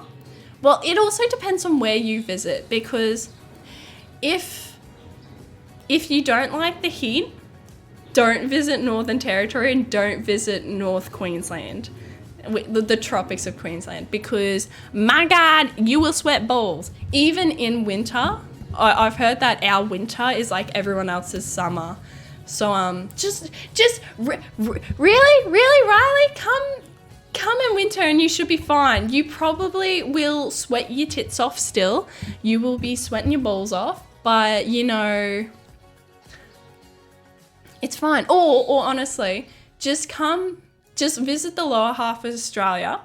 And if you really like scenic views, go visit Tasmania. They don't get anywhere near as enough love as they should, but it's always nice and cold. Nice and cold. It's not nice and cold for me. It's always cold down there. Probably be lovely for you, but they have a lot of like beautiful ranges, and they have snow down there, and they do have wineries as well down there. If you like your wine, it's good over there. For myself, I think it's so hot over there. Wait. In Australia, Troas? Oh fuck. Or Japan. Because oh my God, I thought it was cold. When I looked at the temperature, right? Because I did briefly look at the temperature while packing. Japan's spring is our winter. So I kind of packed winter clothes for Japan, which, no, in Japan. In Japan, you thought it was hot? Wow. No, springtime in Japan is our winter. So I was wearing winter clothes over there. Not that I own like too many winter clothes, because my winter's never really winter to begin with, so yeah. But imagine then, okay. You thought Japan was hot, right? And I thought Japan was cold. I then got to see snow for the first time in Japan. I didn't realize that it can still snow in Japan up in the mountains. And so, yeah, when I saw the snow monkeys froze, because there was one beautiful, pleasant, like, afternoon in where we were staying, I was like, oh my God, spring fantasy. I've got this. I'm going to stop wearing all my like really nice warm clothes. And then the next day I went to see the snow monkeys and absolutely froze my tits off. I was the most miserable. I tried to have the most positive outlook. When you are in pain and you are suffering, the only thing you can do is keep a positive mindset, because as soon as your mindset gets too bad, it just like spirals out of control and you're having the most terriblest day. I was freezing my tits off and I was looking very miserable, but I was telling myself how warm inside I felt and how good a nice hot chocolate is going to be great. And the hot chocolates were really good and they did save my life. I feel like if I didn't have a hot chocolate, I would have been like fucking Anna from Frozen, just standing off in the mountainside, just like, oh, that's how cold I felt inside. Unlike Elsa, the cold does bother me. It really does. It was 3 degrees this morning and I was out in a t-shirt. What the fuck is that? No. If it ever drops to 3 degrees, you will see me in the biggest puffer jacket of my life with like 2 pairs of jeans on. Holy crap. My winter is never really winter, so relatable, to be honest. Cries in Southern California. Oh my God. Isn't that South Carolina? South California, isn't that like the American equivalent of like the devil's armpit? You essentially live in the tropics of America. You feel me? You know. Oh my God, that's why you saw nothing with the sweat. You were like, what is that? What did you call that sweat? That's not real sweat. This is real sweat. And it's autumn too. It should be starting to slowly cool down in this area. And it's like, no, you must sweat early in the morning before the sun even sees the sky. You must sweat. Yeah, I don't know how I'm going to cope today. We'll see. We'll see if I survive. Because I did feel like I was slowly acclimatizing while I was in Japan, because we spent like a whole 4 weeks there. I saved up my leave during COVID. I was holding on to that fucker for dear life. And so now that everywhere's open, it's like, I will travel. And I pretty much used my whole annual leave savings on just Japan. But it was 100% worth it. 100% worth it. But because we spent so long there, I think I was starting to acclimatize in like, it wasn't as cold, you know. Like on days, sometimes I'd take my jacket off. You know, it wasn't that cold. So now I'm just thinking maybe here's going to be a bit hotter than what I think it is. Yeah, I think our weather is quite similar actually. That's actually great. I love that a lot, because now it's like, oh my God, there's someone out there who knows. Because when people hear about Australian weather, they're always like, you're exaggerating. You're just exaggerating. No, I'm not. And you approve. You are living the American version of it. Sometimes it's not an exaggeration. It's just life. And you got to just put it up there. South California has 4 seasons. Warm, hot, really hot, and what the fuck. Oh my God. That's pretty much it. Oh my. That's pretty much it. Every time someone who hasn't grown up in Northern Queensland come up, they just complain all winter on how fucking hot it is. Yeah, so your winter is warm, spring, hot, really hot. Really hot's like the end of spring, and then what the fuck is when it hits summer. Peak summer with the humidity. It's the humidity that gets you. Because like there's parts in Australia, right, that have dry heat, and then you have like the tropics, which is the humidity heat. Fuck. Oh my God. So the humidity heat, which I'm pretty sure California would have too, it hits so hard. It hits so hard than dry heat. People with dry heat don't know. If you live in a desert, I swear it would be hotter. Technically, it would be hotter on the scale, but it wouldn't feel as hot because you don't have like you don't have the air just betraying you. You know what I mean? Oh my God. Here's the season of pre-winter, winter, late winter, and why the hell is it 35 degrees outside? And is that the heat wave? Is that the unexpected heat wave that hits Europe and they're like, holy mother of God, what is this? And that's when all of us Australians and Southern Californians just laugh like, yes, suffer with us. Sage says it's mostly dry heat here, thankfully. What? No, you have dry heat? I don't know. Yeah, dry heat is when the humidity is pretty low. As soon as it starts getting humid, it's like, I call it swampy. And that might not make sense, but like what it feels like is that the air itself, you could touch the air in a sense. Like if it gets that humid that the air in itself is a physical being that you can part, because it's that like swamp. You personally feel like you're a swamp. That's how humid heat feels. It's just like, oh my God, I'd kill for dry heat. Where I work, because I do fly in, fly out work, where I work, it's all dry heat, and it's actually quite pleasant. It's like you're going on like a little holiday each and every time you fly out, because like just the temperature difference is ridiculous. It really depends on what part of the state you're in. California is gigantic and it's basically its own country. Really? It's like 3 states long? Really? Holy shit. I'm gonna quickly just pull up the American map real quick and look it up. Sorry. American state map.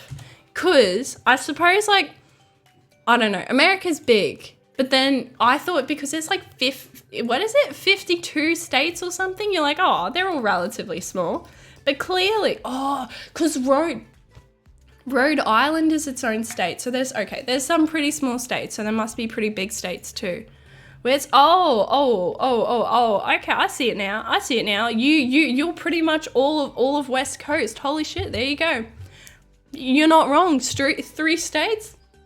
Yeah, that's pretty accurate actually. Yeah. Maybe California would be similar to where you are. I heard it gets super humid there. Like, bro, I don't know. Oh my God, probably. Okay, I need, no, but Florida is where Florida Man comes from, and we all know that Florida Man is shit. No, oh no. Are Australians just the equivalent to Florida Men? Oh no, I don't like that reputation. That sounds pretty fucking shit. Because everyone knows what a Florida Man is. Like, that's where all the weird and wacky, like, newspaper headlines come from. Florida men. Because the heat gets to them and turns them insane. Oh no.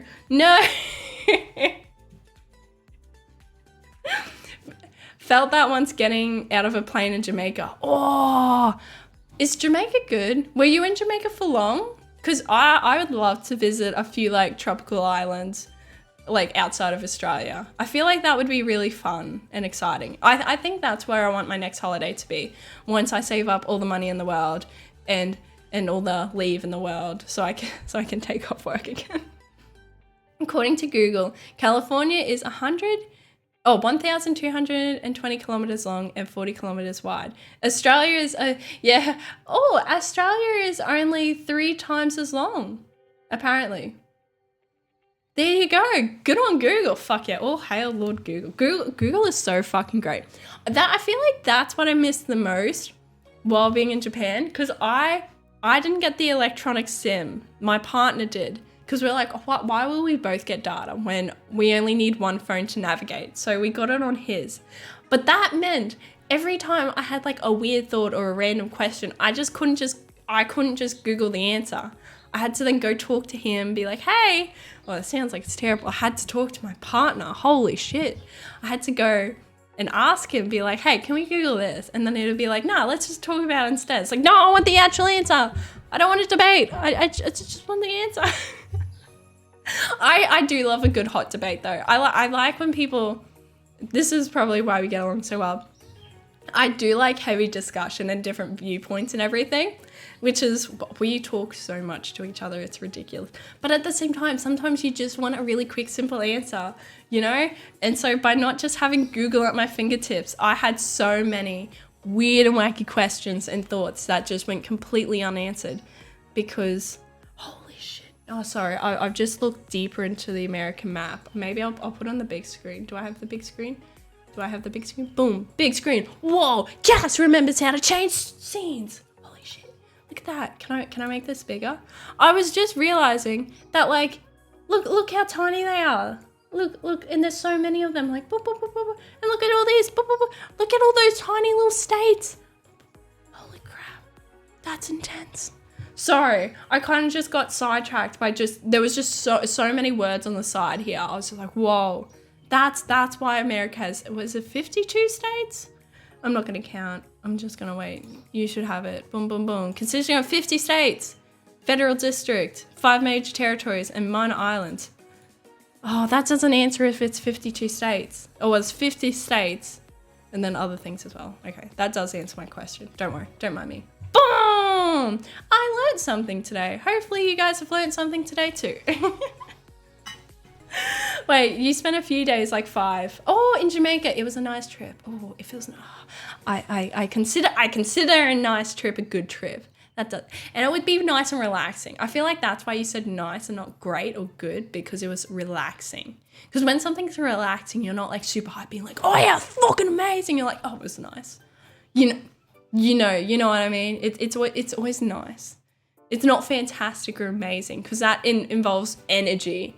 But when it's nice and relaxing, it's just nice. Oh, it would be nice. Oh my God, it would be a tropical paradise.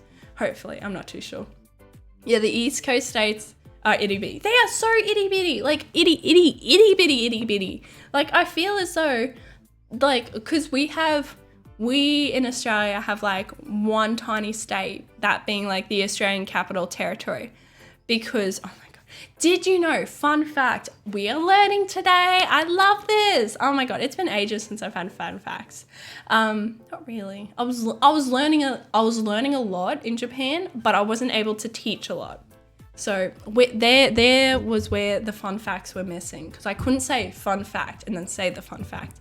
So everyone else and everything was doing it to me. But fun fact, guys, that our tiniest little territory, state, whatever you want to call it, the Australian Capital Territory, it was actually created because they couldn't decide back in old Australia. They were fighting over which city should be the capital. And they were like, oh, it should be Sydney. Oh, it should be Melbourne. And it was this big fight, fucking huge fight. A lot of people out there are just like, what the fuck is a city? Don't worry, it's a city. Anyway, so these two cities kept fighting on which one should be the Australian capital. And in the end, they're like, nah, fuck it. No one wins. No one gets it. And they're like, what? Because you can't have half of Australia mad at you. So they're like, nah, fuck it. No one's winning. What we're going to do instead is that they got a map, because there's maps, and they drew a line between one city, Sydney, and Melbourne. They drew a line between the two cities that wanted to be the capital, and they're like, boom, in the center, that's going to be the capital. Yep, this one. And they're like, oh, but it's in the state of New South Wales. And they're like, nah, gets its own state too. It's like when siblings fight, they're just like, nah, no one wins. No one fucking wins. So they literally drew halfway between the two fighting cities, made it its own state, and built a whole fucking city from scratch there. And that is why Canberra is the capital city of Australia. And it has its tiny I'll bring up a map of Australia. This fun fact turned into it's a lot. It wasn't just a fun fact. What's a good map of Australia here? Here. See? So this little guy here, boop, boop, boop, and this little guy here, boop, boop, boop, they were fighting. So they drew halfway and they were like, bam! It's its own thing now. I enjoy learning. That's good! Wait, we did the same for Ottawa, for the capital? Really? Oh my God, it's not just an Australian thing. They just said, fuck it, no one wins. This is what we're gonna do. I love that. It honestly gives me the vibes of when siblings fight.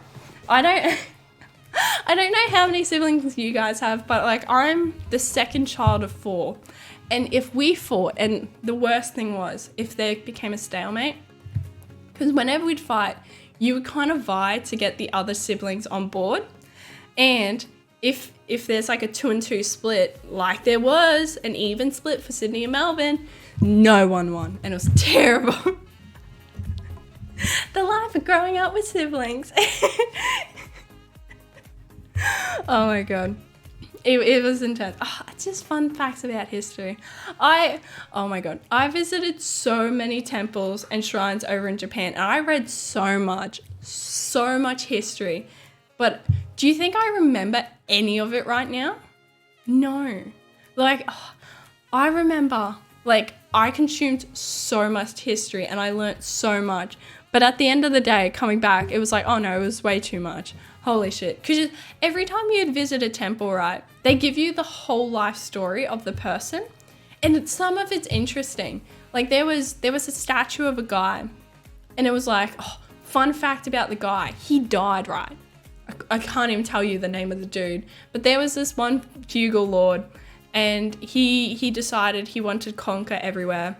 And, like, he was on a quest to conquer Kyoto, the Kyoto region or whatever the fuck it was. And I remember for a fact he was going over to the Kyoto region to, like, obtain that land, rule over that land too. But he died on his conquest.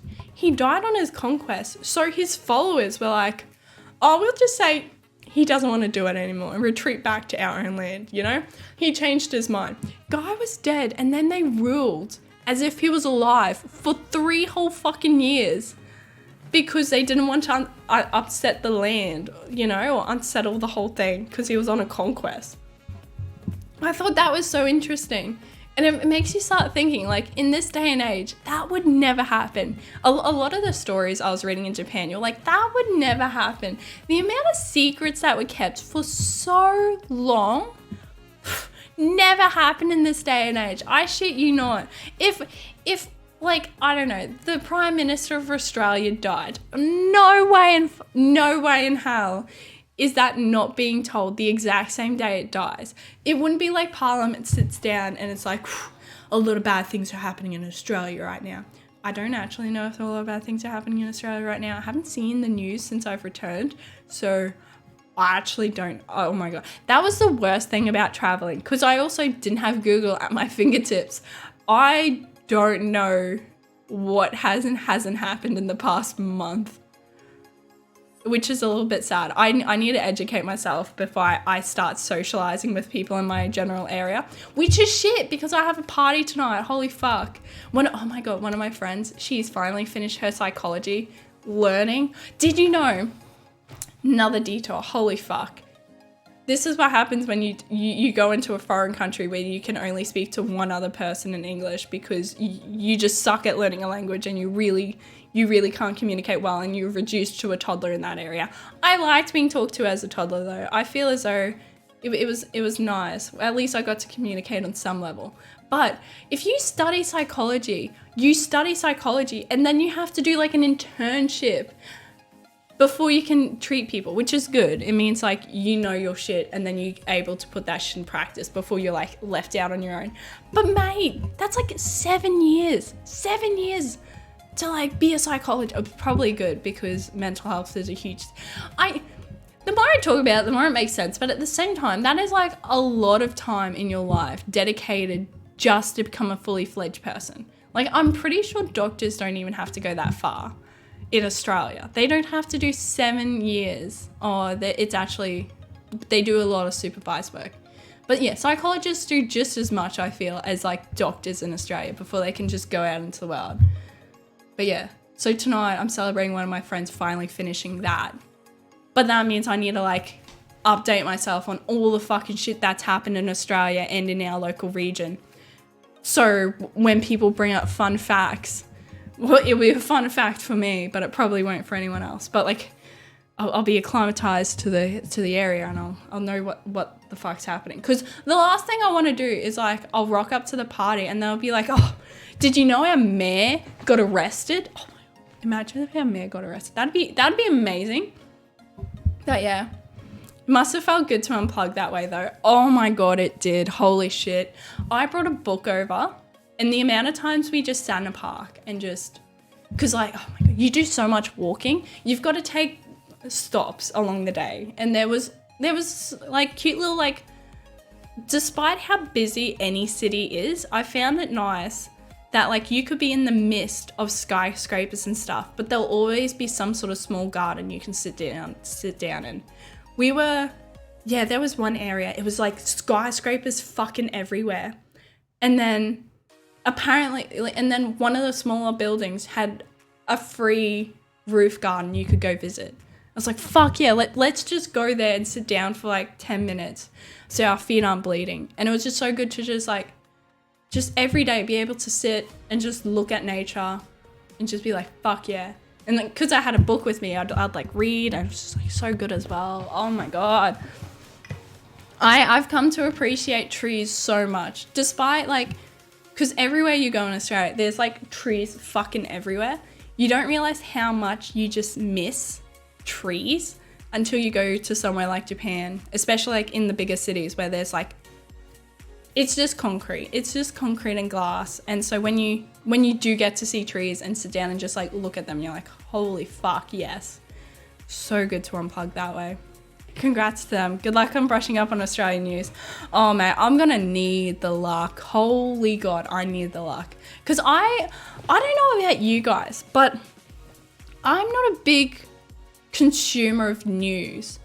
And I think that's because the way the news is currently presented, it doesn't match the way my brain thinks anymore, because the way social media and like, especially fucking TikTok, 10 seconds, like boom, it really promotes like quick consumption of a lot of things rather than like deep diving into something. So I find it really hard just to like consume the news, because it's not something you could just do in a sense. And that's why I always like, I'm always behind on the news, but I feel like I'm too behind on the news currently, because like you can't just sit down and watch a 15 to 20 minute video on news to catch you up for the day. It's impossible.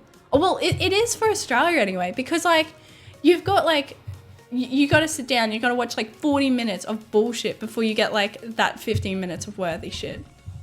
What's this? All right, bedtime for me. Good night, darlings. Good night, Krug. Oh, nighty night, my dude. Hopefully when you wake up, you have yourself a happy Friday, because clearly it was a Thursday today. Hopefully you have yourself a good day. And thank you for stopping by. Thank you for all of the sage rage.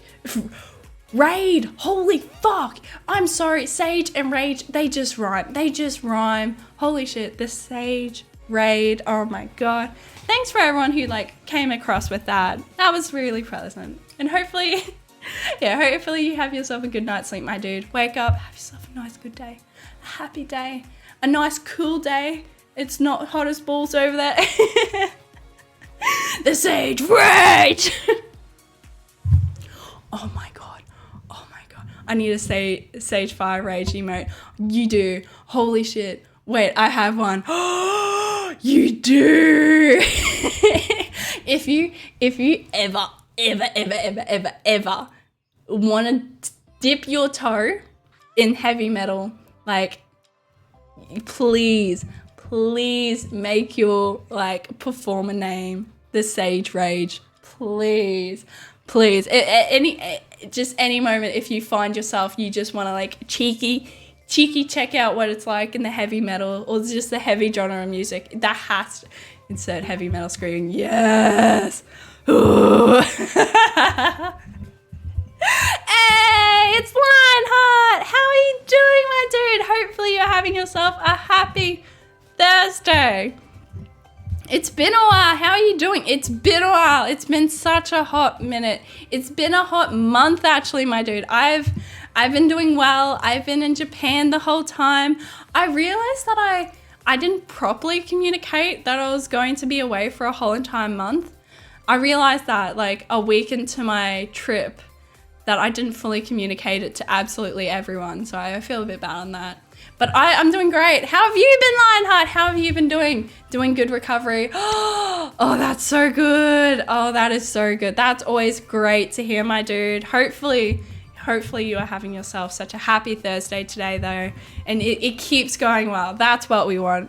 And hey, it's Bud the Rip. How are you doing too, my dude? Hopefully you're having yourself happy Thursday. Why am I the only one on fucking Friday? Why? Oh my God, time zones, am I right? Hey buddy, how are you doing today, pal? I'm doing fine. How are you doing, my dude? Oh my God, I am a wee bit sick. I can feel it building up, which is terrible, like the congestion. I got sick on my very last day in Japan. Oh my God, it was a moment and a half. But I know I'm not the only one because there were so many people coughing and sneezing on our fucking plane back to Australia. It was ridiculous. And in customs. Oh my God. Do you know what pisses me off? Okay, Australia needs to adopt this because it pisses me off. So I got sick on my last day of Japan.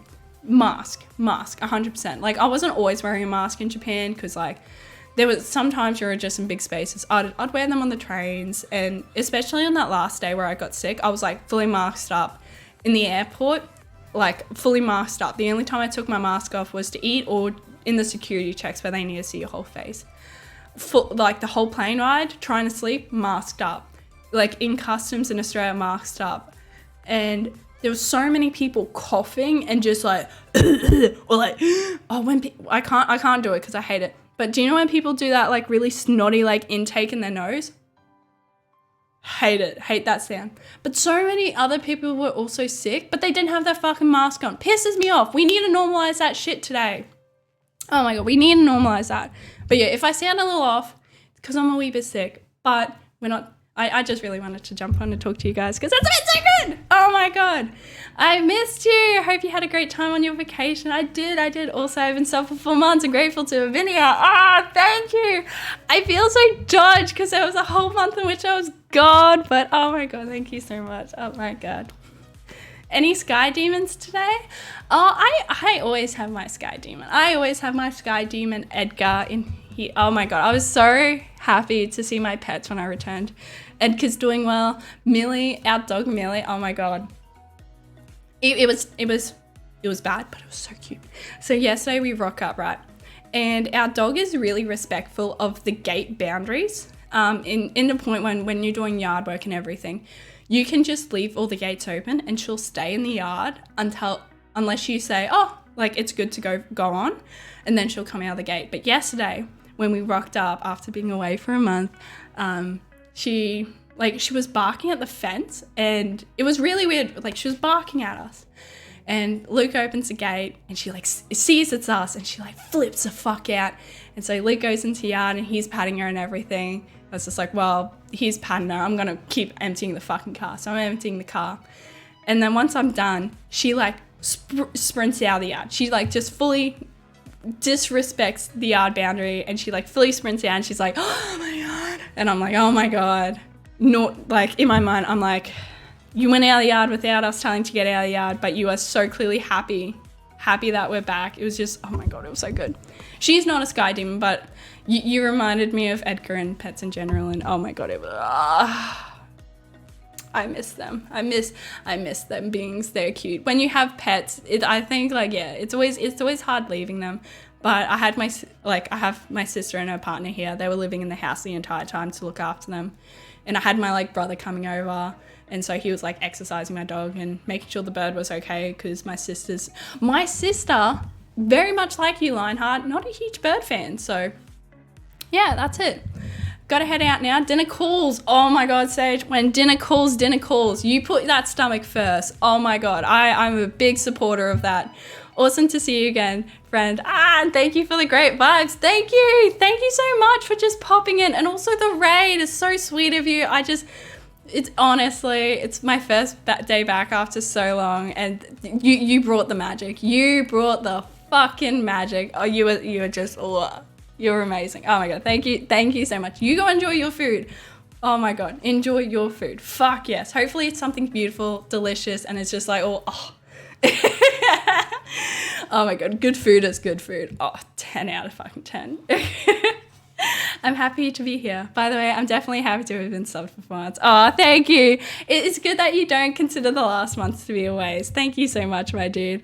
I'm happy to be here too. As I kind of said, we rocked up. We landed so early yesterday morning and like very sleep deprived, drove all the way back, like, because where we had to fly is like a good couple of hours drive from where we live. So we had to like drive all the way back. And then it was just like unpacking and everything. But even though there's so much to do in the house in regards to like laundry, still clean up, a bit more unpacking, a bit of this, a bit of that, a bit of yard work, I still really wanted to take the time to jump on and talk to you guys because I miss you too. I miss you. I miss you guys. I'm always happy to talk to you guys. Oh my God. It's so easy to get hyped in the morning and just like, because you guys are great. It's always so fucking good. Oh my God. But again, if you ever have the opportunity to just fuck off for 4 weeks and just have a holiday, just take it. I feel like, oh my God, we've gotten to a point, I feel, where like, I don't know. It sounds weird because I know it doesn't apply to everyone, but there's always a big focus on like, you gotta work, you gotta hustle, you gotta like, I know so many people where I work have side hustles and they work and then they go home and they work on their side hustles. And it's always like, we've always got to be fucking on. Like you always got to be on an alert. And I think holidays, we should promote holidays and we should respect people's times off and their holidays as well. Cause I feel like that's a big thing. Oh my God. Speaking of big things, it feels so bad. But I really want to tell you guys. So, fun fact, even though there's no ring right now because it's like 3 sizes too big, I actually got engaged on our trip in Japan. And it was such a good ring too, but it's so fucking big. Oh my God, you wouldn't believe it. So, what happened was, and I can't wait to show you guys because it's really pretty. But the reason why this ring is so big is because, like, I don't know if it's a me thing or if it's a normal human thing, but these 3 fingers, my middle finger, pointer finger, and thumb, I can wear rings on these interchangeably on these fingers. These fingers are all the same size, but then you got these 2 fingers, they are like remarkably skinnier. And so Luke, when he proposed, he actually measured the rings that I wear on my pointer fingers, thinking that these 2 fingers were the same size. And so the ring is just like obscenely large on my hand to the point where like I as much as I love it, I don't wear it because I'm scared it's just gonna fall off and I'll never see it again because I have really short memory loss. Like, my short memory is absolutely fucking terrible. I forget things left, right, and center. I will lose my phone. As soon as I put my phone down, my phone is like gone fucking forever. And so the idea of wearing such like a beautiful, lovely ring while so loose, I feel like I'm just going to lose it and it's going to be gone forever. But yeah. The thing is, we've been calling him Mr. Darwin for so long that he's finally decided that I've got to have his last name too. And it's adorable. It's adorable. But that means, oh my God. So I spent so long, right? I spent so long planning this holiday and just like planning my holiday was such a big part of my life for so long that now I'm back. It's like, oh fuck, I've got to start planning a wedding now. And I don't even know where to start. Because I'm the first one of my siblings, which is exciting. And it's like, oh my, I'm just so happy and excited. But at the same time, I feel like, like we haven't had a family wedding in so long. It makes me feel like I'm going to forget something big or I'm going to just, that's just all it is. Because I have such a bad memory. Oh my God.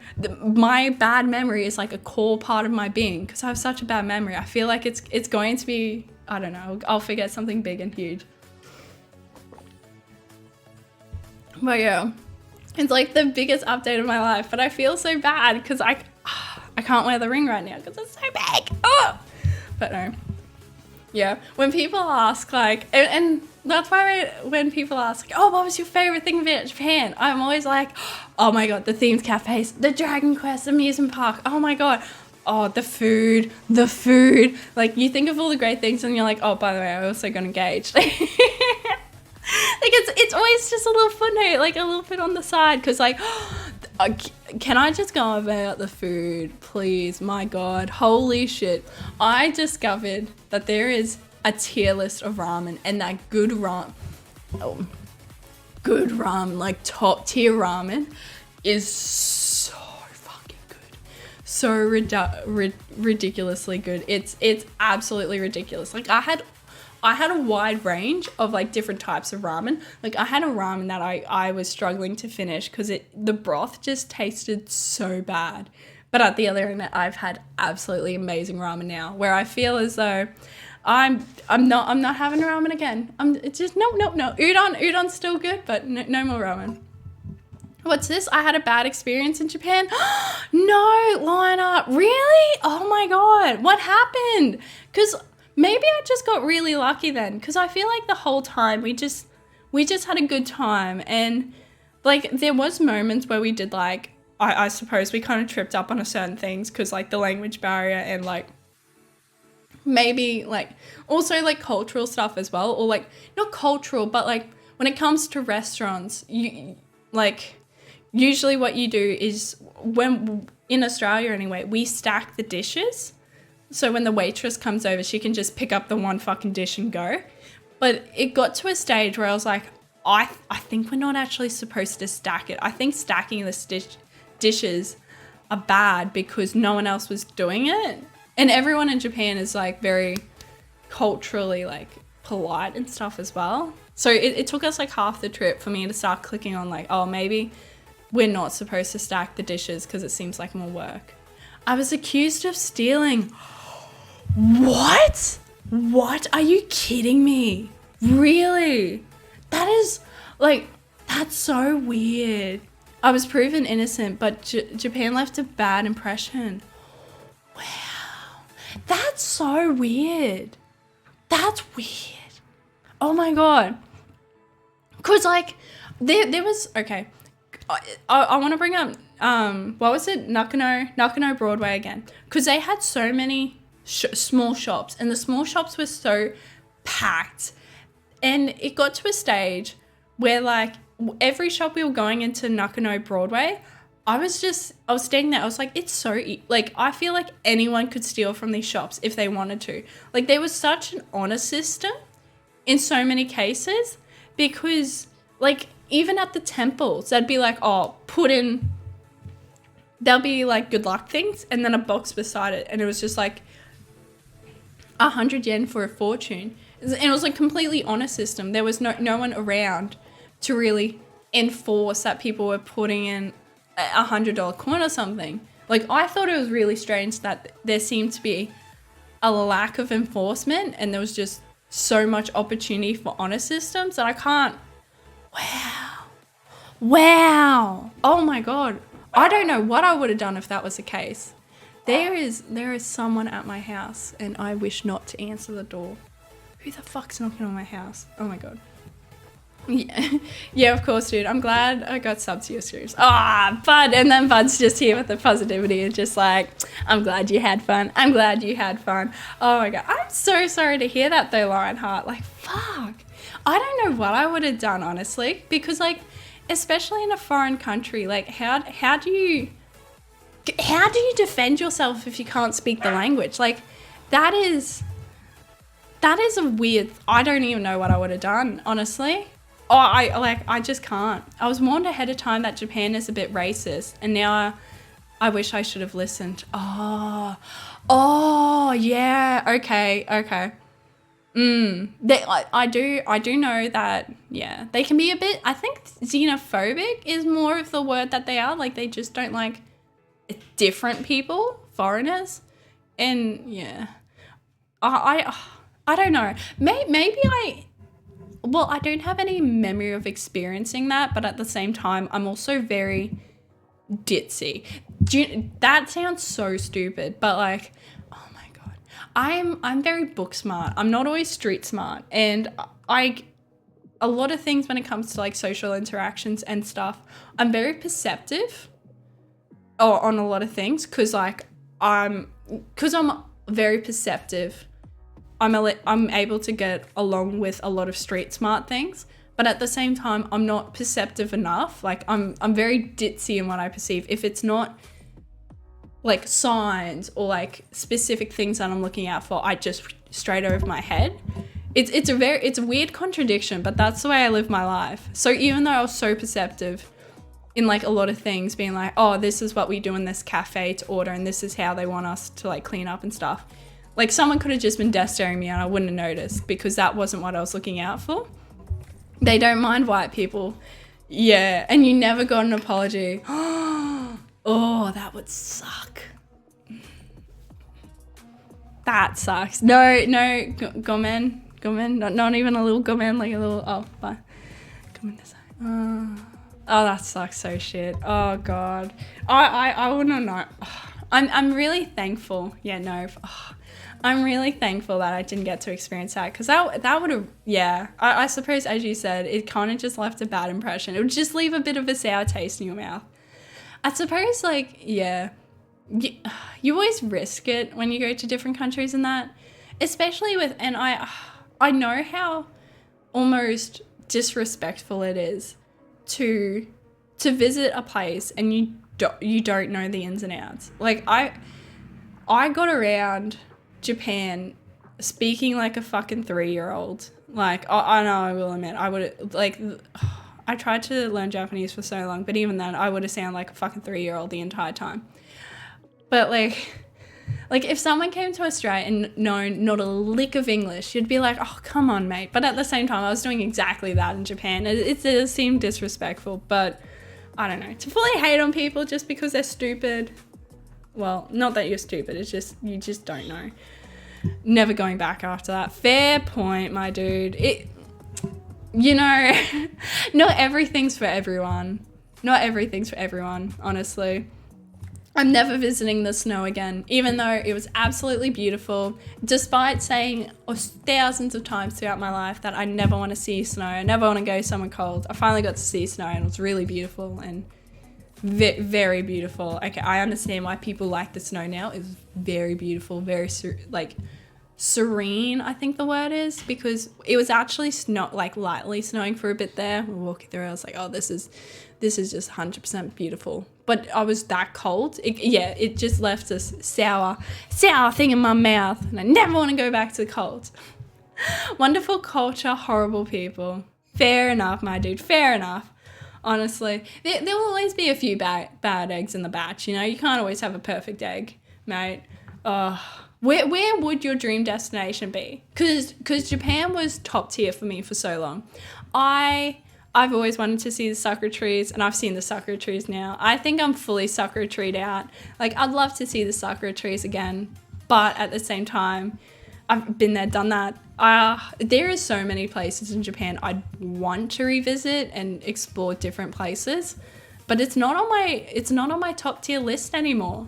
Which begs the question, like, what's the next big thing? Because I personally don't know where I want to go after this anymore. You know what I mean? Like, when something's like the place for so long, what then becomes the place afterwards? Like, what would your place be, Lionheart? Because what I'm currently considering, this is terrible. I've just come back from a holiday and I'm already considering about the next big thing. But like, I don't know. I feel like I really want to go somewhere where I can swim. So I'm thinking like tropical islands of such. But the whole time we were in Japan, not the whole time we were in Japan, but quite frequently while we were in Japan, because I know like very, very little Japanese. My partner, Luke, Mr. Darwin, he knows quite a bit more of German. So like when I would be like, oh, this is this in Japan, he'd be like, oh, well, that's that in German or something. I feel like he really wants to go to Germany and like parts of Europe next. I feel like that's his top, but I don't know if it's mine. And it's like, oh, I don't know. When Japanese people come to the States, I make sure they're unwelcome here and show them the same treatment. Oh, no, Lion, no. Poking someone back in the eye just makes you both blind, okay? Like, you can't be a shit cunt to everyone. I don't know. I have this thing.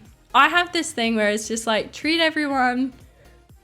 And I suppose if forces changes, yeah, I suppose. Not my ideology though, my dude. Not mine. Because I don't know. If both people are blind, I suppose then both people have to learn and get over it and adapt. And it does force change. But nah. See, I like to give everyone the benefit of the doubt until they step me. Being ditzy, I probably would miss a few things, but yeah. Because I've had so many terrible experiences with foreigners in Australia, and they're all backpackers. There's two types of foreigners you'll encounter in Australia. One is just like you stay there on tourists and everything, and the second type are backpackers. And so I don't know if that's a commonly used phrase everywhere else. I really don't think it is. But essentially what backpackers do is they come to Australia and they do a working holiday, but it's all cash in hand. So it's all technically a holiday. So they'll work on farms as pickers, or they'll do side jobs, or they'll do cash jobs so they can continue to fund their holidays around Australia, and it's all fun. Like, I think that's fair. I think that's a fair way to do your holidays if that's what you want, especially on long holidays when you don't have a lot of cash saved up initially. Like, if you can do cash jobs that are just water off the duck's back for you, like, it's not going to ruin your holiday to work like a few days here and there just to get a bit of extra cash to keep going.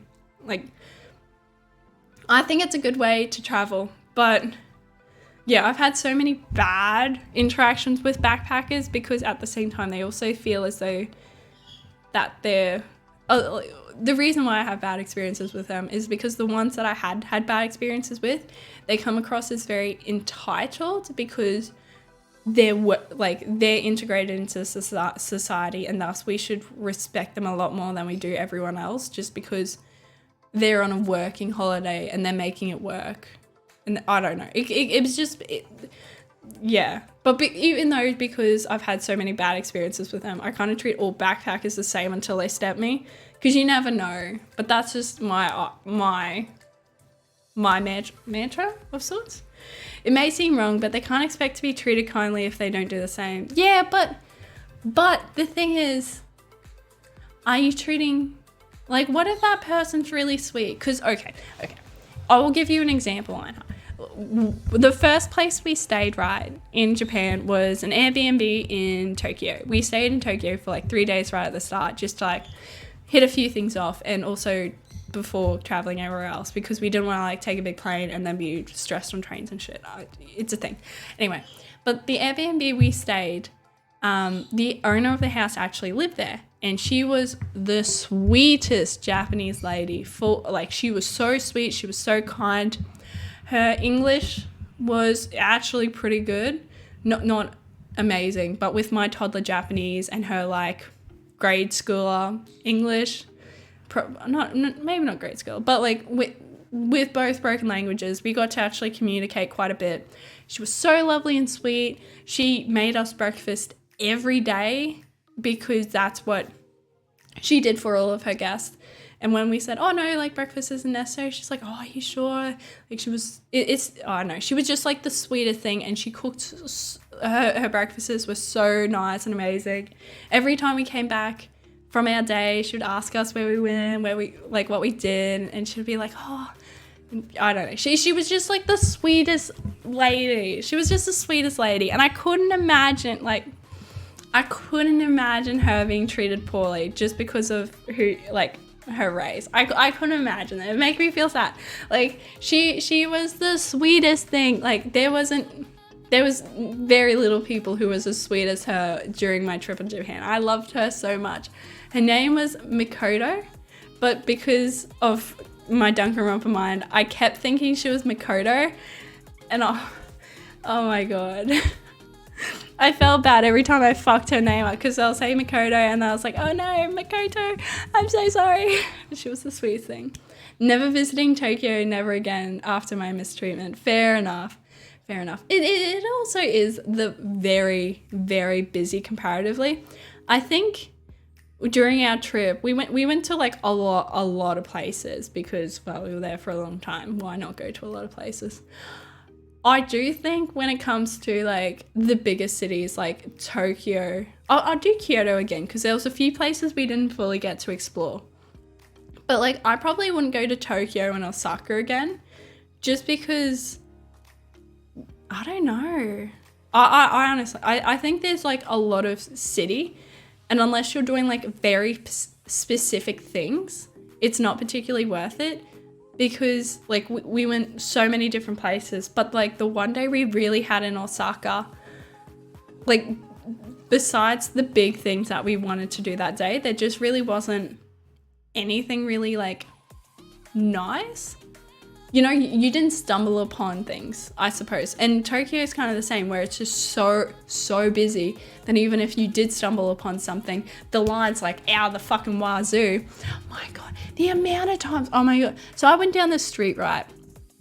And before I went to Tokyo, there was like this TikTok I watched where it's like, oh, top things to do in Tokyo. I was like, oh, well, if we have like spare moment, why not? And it was talking about like all the like the cool food you could try. And I found a street in Tokyo. I forget what it's called, but it was like a street. You know what I mean? Like it's not just a street. It's like a street in Tokyo. And they had all the food that this TikTok was talking about. I was just like, oh, so the person who made the TikTok just like walked down the street kind of situation. But the thing is, I tasted none of it. I tried none of it because the lines were so fucking huge. And that was kind of like a little, if I had to say there was like one thing I didn't like was the amount of people was absolutely fucking ridiculous, which meant anytime there was a line, it was so ridiculous, like huge amount of lines. Like the amount of times I saw lines like around the corner, ridiculous, holy crap, to the point where like the lines would like be across other people's like other shop doors and impede their business. And then it was getting like a bit weird where you're just like, oh, is it really worth lining up a whole fucking hour just for an ice cream that looks like a shit? Like, I don't know about you, but I don't like my food looking like a piece of shit. So why are these people lining up and being kind of a nuisance because they're now lining up in front of other stores just to have a bit of ice cream that looks like a piece of shit? I know, it was confusing. That's probably like maybe my one big qualm about Japan, maybe. Also, I was very respectful until they accused me, and then my respect went out the window. Well, it's good that you started good, you know. You walked in there being like, okay, let's be respectful. Let's not just hit fucking ham on the ham gun. You know what I mean? It wasn't ham. It wasn't ham until it was ham, but at least it wasn't ham for a little bit of time there. I don't know. I feel like whenever, being accused of stealing is something like pretty big, but I feel like anytime there's like a language barrier of sorts, there is always bound to be some sort of misinterpretation, whether it be the language misinterpretation or a big culture misinterpretation. But yeah, I suppose, being accused of stealing is a bit different. I've actually never been accused of stealing. Never. It's always weird. Because if you get, I can't, because how do you really, like as a shop owner, how would you kind of walk that back? Because if you accuse someone, like, let's take Japan out of the equation. Let's just think you go to your local supermarket or you go to like, I don't know, a dollar store down the road. If they accuse you of stealing, you're like never going back. So like to accuse someone of stealing, you have to have so much confidence that they did. Either you hate that person because you're a dick and there's some sort of profiling going on, or you are 100% confident. That's the only two I can think of anyone getting accused of stealing. Because if you fuck up, you fuck up. And I don't know. I feel like maybe it's where I'm from kind of situation. But more often than not, you will see stores with little signs being like, hey, if you know this person, can you call us, or could you call the police, like, because they've stolen, like, we've got video footage of them stealing this kind of shit. Like, more often than not, I'll see those signs than rather hear or encounter anyone who's been kicked out for stealing. I suppose that's because, like, cameras, you know? Like, if you're not 100% sure, you can always just check the camera later and then be like, oh, well, if we get them, we get them, rather than approaching someone in your store and then, oh, imagine getting it wrong. I could not imagine me ever accusing someone of stealing just in case I got it wrong. Because how do you back that up? How do you get that foot out of your mouth to be like, I know, like, I'm sorry, do you want it for free? I think you deserve it for free. Like, I couldn't even. The shopkeeper said to me that people steal all the time. I came close to knocking her back to the past. Oh, you people steal all the time. Oh, it's a profiling thing. Sorry. I feel like that is definitely a message that I need to read properly. She said, you people steal all the time. I came close to knocking her back to the past. The profiling. Oh my God. Oh my God. Speaking of profiling, not to fully step aside, but yeah, let's step aside for a bit. Funnily enough, I'm surprised I didn't get heaps and heaps of weird looks because I bought one singular book on my trip to read because I was like, if I find a nice moment to read, I'll read, you know? Like I was already in a country. I didn't buy the electronic sim because my partner did for the navigation. So I didn't really have the internet at my fingertips. I was going to unplug and I really wanted to unplug. So I also bought a book for a sense of entertainment in those moments. And the book I chose was it was a nonfiction book, which is surprising. Holy shit. Darwin reads nonfiction. Happens very rarely, my dude. Happens very, very rarely, but it does happen. But the book I brought was about actual profiling, funnily enough. And it was about profiling psychopaths and savages. And so here I am on my holiday, beautiful country, reading a book about fucking psychopaths, murderers, and savages. And I'm surprised no one gave me weird looks because if anything warrants a weird fucking look, it would be that. Reading in a beautiful, peaceful park, sakura trees above, petals falling down majestically. And here I am just like, boom! He did what? Yeah.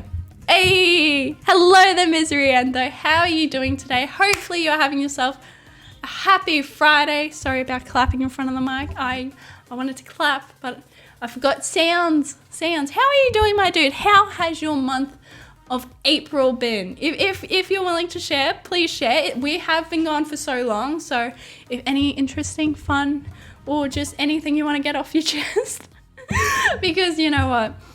Today's the day to catch up and unwind. I think it is, for sure. Now, I do the same to them in my state. Maybe they'll learn to learn to respect their guests. Or, Lionheart, are you just continuing the loop? Because then they go to the States and they were like, wow, they didn't respect their guest. When they come over to our house, we're going to treat them that way so they learn to respect their guests. It's just a loop. It's just a loop. It's a negative feedback loop. Come on, my dude. I don't know. I can't tell you the way you live your life, but like, the loop. The loop. Just think about the loop. It's like the snake eating its tail. Think about that. The snake's only really hurting itself. Well, everyone's getting hurt in this situation. I don't want to be this way, but people will learn respect. Okay. That's how I feel. Just okay. Long time. How have you been? Misery, and I have been anything but misery. Actually, I've been great. I've spent 4 weeks in Japan. Loved it. Lived it up. All holiday fresh. You wouldn't guess it because my sleep deprived self is very sleep deprived because holy fuck.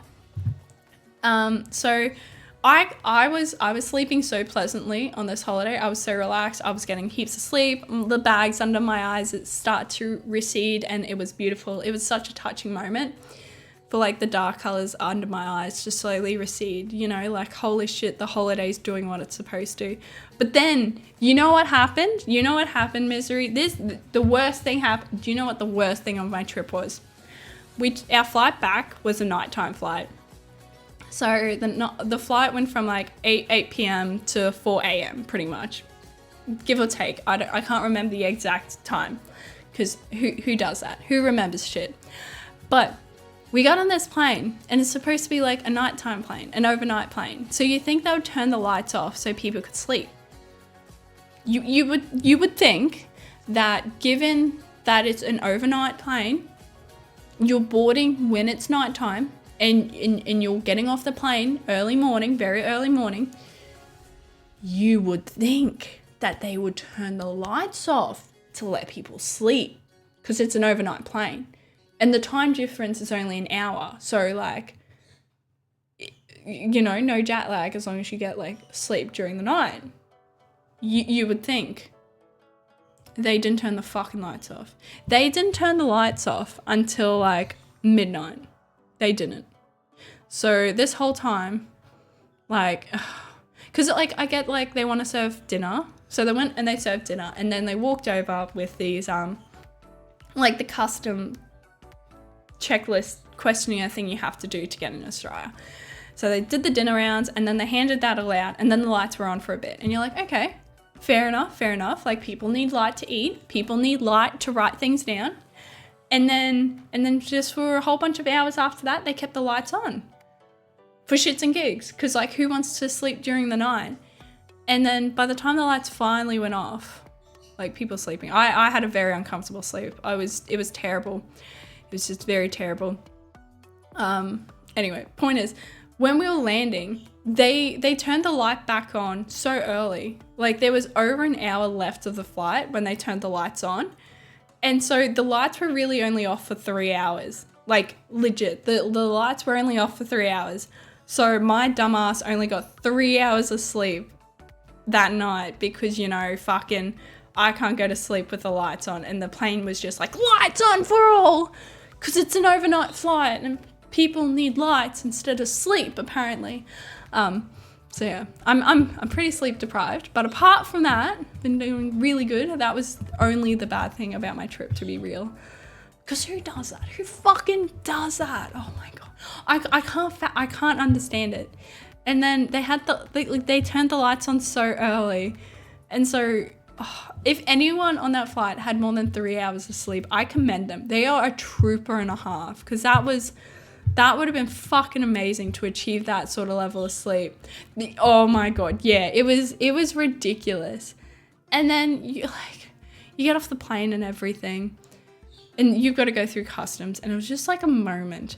And the worst thing was, people are sleep deprived, 100%. Who has 3 hours of sleep and is a functional human being? I feel like a lot of people on that flight would have been really irritated, very sleep deprived.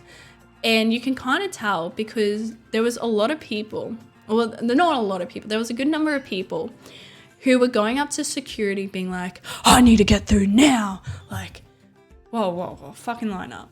Like, people were saying, like, their flight was in 2-3 hours. They need to get out now. Like, their next flight from the terminal, like a 5-minute walk from where they were at, was leaving in 3 hours. They had to go now. It was just, I feel like there was just like a lot of irritation because a lot of people wasn't asleep. And then, like, the lines are slow because it's customs. And there was like one point where they had like a few machines you could use, but then only one was actually working. And so, like, that was an irritation point for a lot of people. And it was just like, this is what happens when you only turn the lights off on an airplane for 3 hours. There was just a good number of people that were visibly and audibly irritated and making it known to everyone because that's just the way they live their lives. And it kind of sucked in a way. Like, that plane ride was not the last cherry on top or as leaving Japan. It was just like, fucking dark. But yeah, how dare they? I don't know. How does anyone not get 10 hours of sleep? Because I had a good sleep last night. It was fucking fantastic. But because I was so sleep deprived, it's like, mate, I could go for a nap. I could nap for the rest of the day. And I'm a little sick still because I got sick on the very last day. What did I even do on the last day? I can't even fucking remember. Oh my God. What I did on the last day was actually, that makes a lot of sense on why I got sick. So our only real big meal of the day was we went to Sweets Paradise. And Sweets Paradise is an all-you-can-eat cake buffet, cake and dessert buffet. It's making sense. Cold weather, all-you-can-eat cake buffet. But the reason why we went to the cake buffet, right, was because they were doing a Tokyo Revengers collab. And that was kind of cute. It was pretty fucking cute. I'm not the hugest fan of Tokyo Revengers. I liked Tokyo Revengers. It's an anime. It's about like gangs and shit. The reason why I'm not 100% on the Tokyo Revengers train is because they made the characters young, but it didn't make sense. So these characters are in middle school, and it's about time travel. So clearly they wanted like a big change in age. So these kids in middle school, and then in the future they're like proper adults. But when they're middle school students, they're like riding motorbikes and they're in a proper gang and shit, and it just doesn't make sense. And so that's the little part of Tokyo Revengers that I'm not 100% on board. Like, if you just squint your eyes and pretend that they're older, then it's a good show. It's actually quite a good show. But yeah, anyway. But we went to a cake dessert. You can't eat too much cake because you will get sick. Well, now I'm a little bit sick. I think maybe that's where I went wrong. But it was all you can eat cake and desserts. And we did pay a bit extra, so we could also have like all you can eat curry and salads as well. So there was a few healthy foods, and I did eat a bit of the healthy foods. But all you can eat cake, it was so good. Oh my God, I now know why I got sick, and I kind of half regret it. I don't regret it, but it could have been avoided. You know what I mean? Oh, that sucks. That sucks. Oh my God. Because when we stayed up a bit later, because we also did Team Labs Planets, and that was a great exhibit. It was really, really aesthetic and really nice. And we took a few photos. Not all of them are good photos because the lighting kind of sucked in there. Like, because it was so aesthetic, and it like the exhibits were really good, but the lighting wasn't good for photos. I suppose that kind of added to the ambience because it was just like really nice and dark and just beautiful. But yeah, it would have been the cake buffet. Or you can eat cake and desserts and then staying up a bit later than normal. Hey, Sharif is back. How you doing, my dude? I'm late. You're not late. Oh. Hey. If that's what you gotta do, that's what you gotta do. Don't worry about it. Work first, play later. It's fine, my dude. Hopefully you're still having yourself a good, happy day despite all the modding. You're not getting burnt out. You're not getting overly tired. You're just like, feeling it. I'm feeling this cold water, and it's fucking fantastic. Holy shit. You guess you're still having a good day? Well, it's better than having an absolute shit day. Well, that's all you can ask for, at the end of the day. I hope I still have a good day once I jump off, because I've got so much chores to do, unfortunately. That's also, like, I suppose the downside to taking so much time off and taking such a big holiday. It's like the chores add up, like the grocery shopping. Well, because we ate the house empty before we left, as like all good adults should do. You shouldn't leave like food in the fridge to go bad. But yeah, it's like I've got to go grocery shopping, gotta wash clothes. Oh no! It's times like these that I wish I had a maid. I would never purchase a maid, because I can do it myself, and I should do it myself. But my God, adulting, am I right, guys? Oh my God, holy shit. I think the pinnacle of my adulting really came to shine while we were in Japan, though, because I apparently this isn't a normal thing, but I am a menace for collecting those free amenities you were given when you stay at hotels and stuff.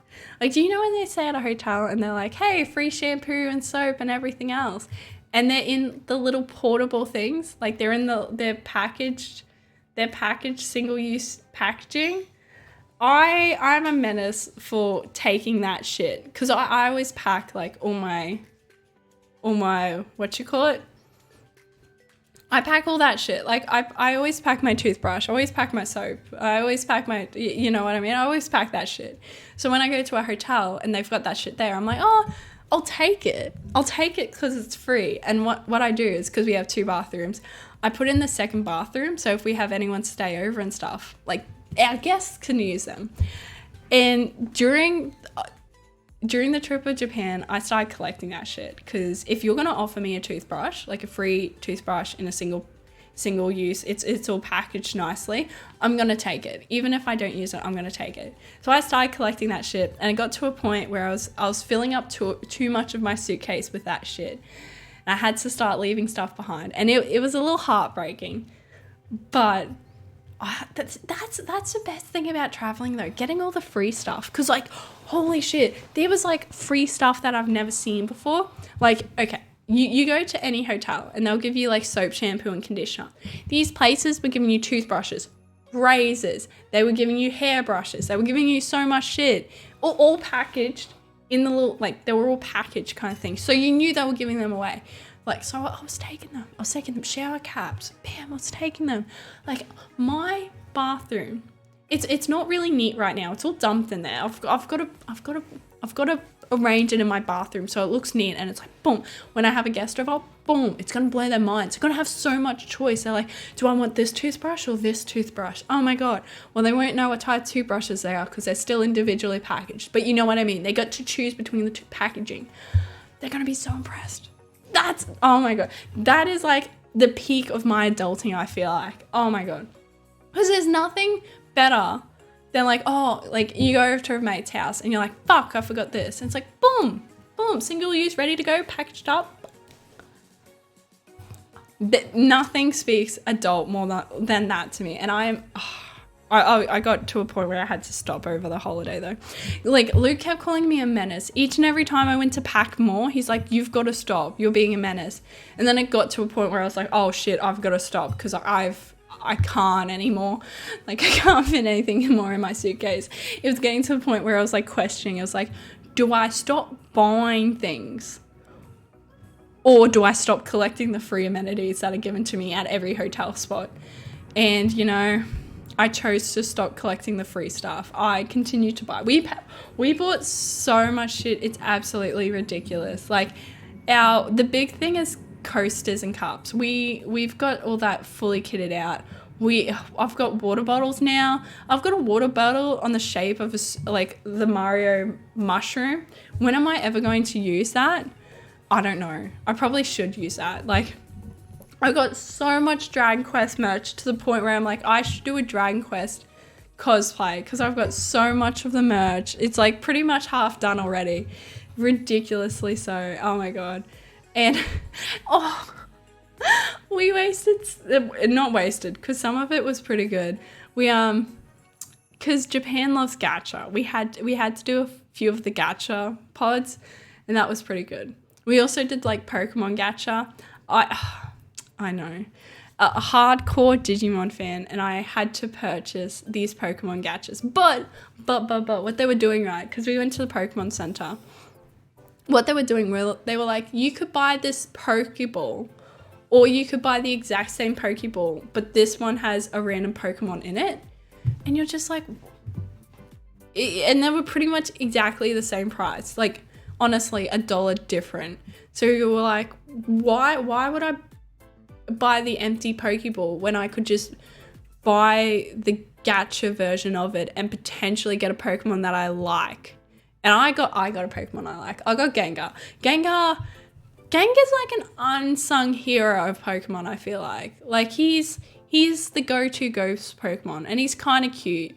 I feel like he's got a good rep these days, you know. I don't know the Gengar lore. Like, you know when like every Pokemon has like a little bit of lore due to its Pokemon Dex entry. Like, I don't know what Gengar's Pokemon Dex entry says. So maybe it's like, Gengar's a piece of shit. He eats children. I'm going to quickly Google that. Surely Gengar wouldn't eat children. I swear he fucking wouldn't. I know there's one Pokemon, I think it's Driftbloom, that like kidnaps children and kills them. Gengar Pokemon entry. But I'm pretty sure Gengar doesn't have a bad rep. Can I? He's number 94. I did not know that though. Where does it say it's Pokemon entry? What? Oh, here. Under a full moon, this Pokemon likes to mimic the shadows of people and laugh at their fright. That's cute. A Gengar is close by. You feel a sudden chill. It may try to lay a curse on you. Okay. It's starting to be a bit weird. Attacks people when they're lost in the mountains. Okay, so Gengar's not the worst, but Gengar's not the worst. Boom. Not the best, not the worst. See, Gengar's cute. Gengar's pretty cute. Gengar's a good Pokemon to have. just had to double check that it wasn't like Gengar, because you know when what is it, Cubone? Cubone has like the skull of his dead mother on him. That's like a really sad fact. Like Pokemon can have some like really sad facts and like some sad backstories and stuff. Just had to double check. See, this is why Digimon is better, because Digimon's all about circumstance. You can't paint every Patamon with the same brush. All Patamons are different because of their circumstances. You know what I mean? Digimon's just better. Yes, I have a few Pokemon merch now, but I will forever remain on the Digimon train. I didn't even buy a single Digimon thing while I was over there. Oh my god, I didn't buy a single Digimon thing while I was over there. That is quite upsetting now that I think about it. I bought so much Dragon Quest. I bought a bit of Naruto stuff. A bit of Pokemon, a bit of Demon Slayer. A lot of Dragon Quest. So much Dragon Quest, it's ridiculous. But Dragon Quest is so fucking good. Oh my god. I will forever stand. If there is one recommendation I have to give, if you are thinking about going to Japan and you want the one recommendation, please check out the Awaji Island, Dragon Quest Island amusement park. It is great. It is fucking lit. If you like any Dragon Quest game, you'll love it there. And even if you don't like Dragon Quest, I think it's set up. If you like any JRPG, I think you'll enjoy it. Or just anything. If you like any sort of adventure, you would love that fucking park. It's good. It's fucking good. That's the hill I'm standing on.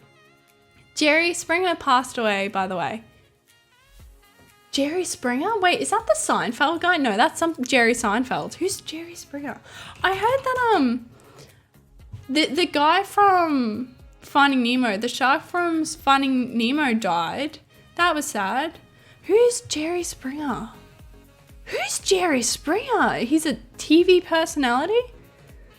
Oh.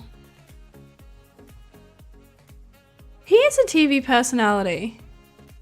Oh, the Jerry Springer Show. Boo, that's why I'd remember it. I don't think he was in Austin Powers? Or was he Austin Powers? Wow, okay, there you go. He wrote a few books. Oh, there you go, he died too. But it was, the guy who voiced the shark in Finding Nemo, the guy who plays Dane Edna, he died. Barry Humphrey died. Fuck. Yeah, Barry Humphrey. Oh my god. When I was told Barry Humphrey died, I was just like, okay, he's the shark from Finding Nemo. Like, the name was ringing so many bells, but I couldn't work out, like, what I knew him from. Because it was like, okay, everyone's watched Finding Nemo. Everyone loves Bruce from Finding Nemo. But there had to be something else, because there were so many bells ringing, and it was like, duh, he's Dame Edna as well. And I think Dame Edna didn't do anything wrong. We've had a few old school Australian icons come out to be not very nice people in the past couple of years, but Barry Humphrey was pretty good. Oh, and you saw the Mario movie. Oh, is it good? I really want to see the Mario movie. Originally, I was kind of like half and half about it, but now, yes. Oh, now I really want to see it. So the reason why I was kind of half and half is because when the original trailer came out and it was Chris Pratt, I was kind of like, you know what I mean? It's worth it. Oh, of course it would be. Yeah, see, I was half and half when the first trailer came out, but then I saw the Jack Black interviews and I was like, it's probably just worth watching it because of Jack Black. Because, yeah, I saw a few interviews with Jack Black and I was like, fuck, even if it's just for Bowser, I think it'd be worth watching it. And then the Peaches song came out. Holy shit. I had that song stuck in my head. Every time my brain wasn't thinking about something in Japan, it was Peaches, Peaches, Peaches, Peaches, Peaches. Oh my god. I only listened to that song. I haven't actually listened to the whole song.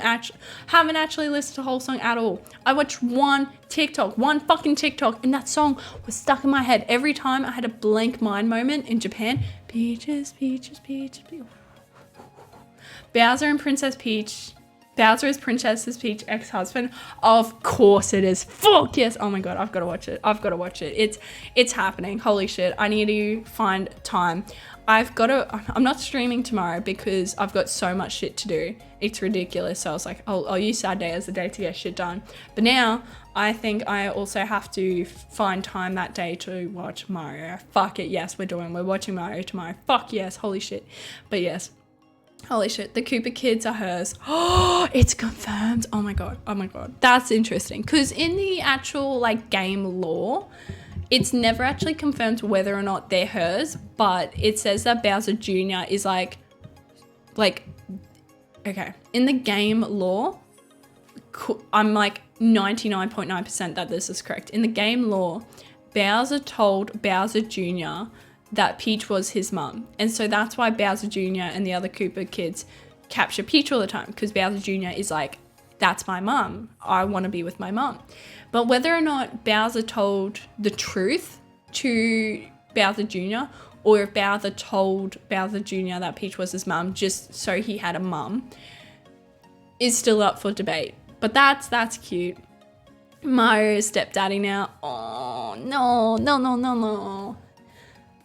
I liked how the girl who voiced Princess Peach, she said like on the red carpet she wore a pink, like a stylized pink motorbike tracksuit thing, and the reason why she did that was because when she first got the gig, or when she was auditioning for the gig, she said if I got it when it premiered, she wanted to cosplay as Peach, and so she kind of half stuck to her word.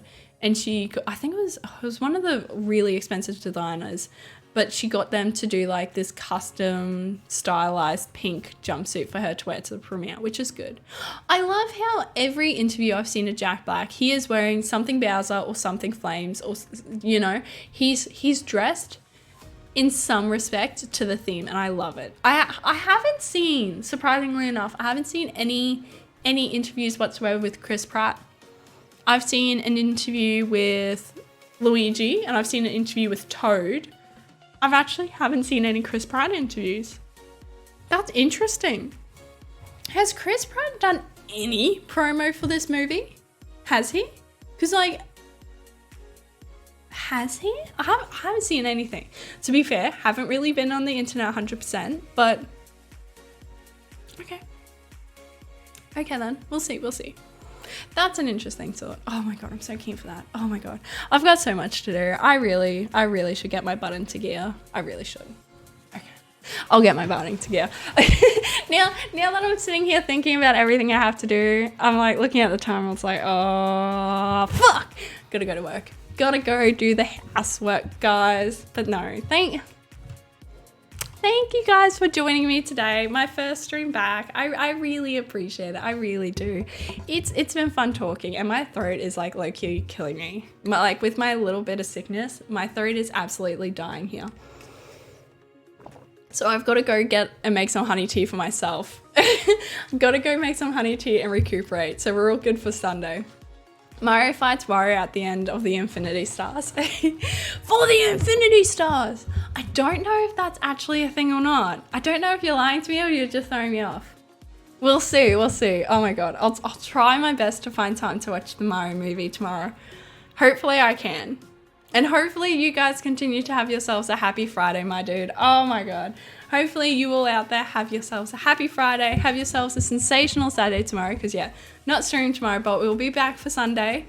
A little Sunday fun day. A little bit more chilling, a little bit more chatting. Because we got a whole lot to catch up on, I feel.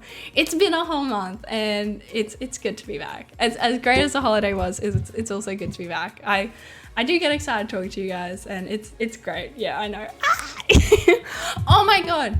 Super big shout out to Sage Fire for the raid today. Holy shit. Oh my god. It was so nice of her to raid. First day back, and we get a cheeky little raid as well. She is, oh my god. If you like the vibes here, you'll love the vibes over at her stream as well. She is just very comfy, very chill, very chatty as well. She's just always a good time, always a positive moment with her, even if it's not always a positive life, but you can always find a positive moment with her, and it's really, really good. So special shout out to her. If you haven't checked her out though, I highly recommend it. She's obviously not streaming right now because she ended her stream before and raided us. But she usually streams on Tuesdays. I feel like that's the next time she's streaming. I don't know. Or maybe she changed her stream schedule and I don't know at all. But I don't know. Check her out though. Check her out. But yeah, my dude, thank you so much for today. Hopefully you guys continue to have yourselves a happy Friday. And with that, we'll set M done, my dudes. Bye-bye!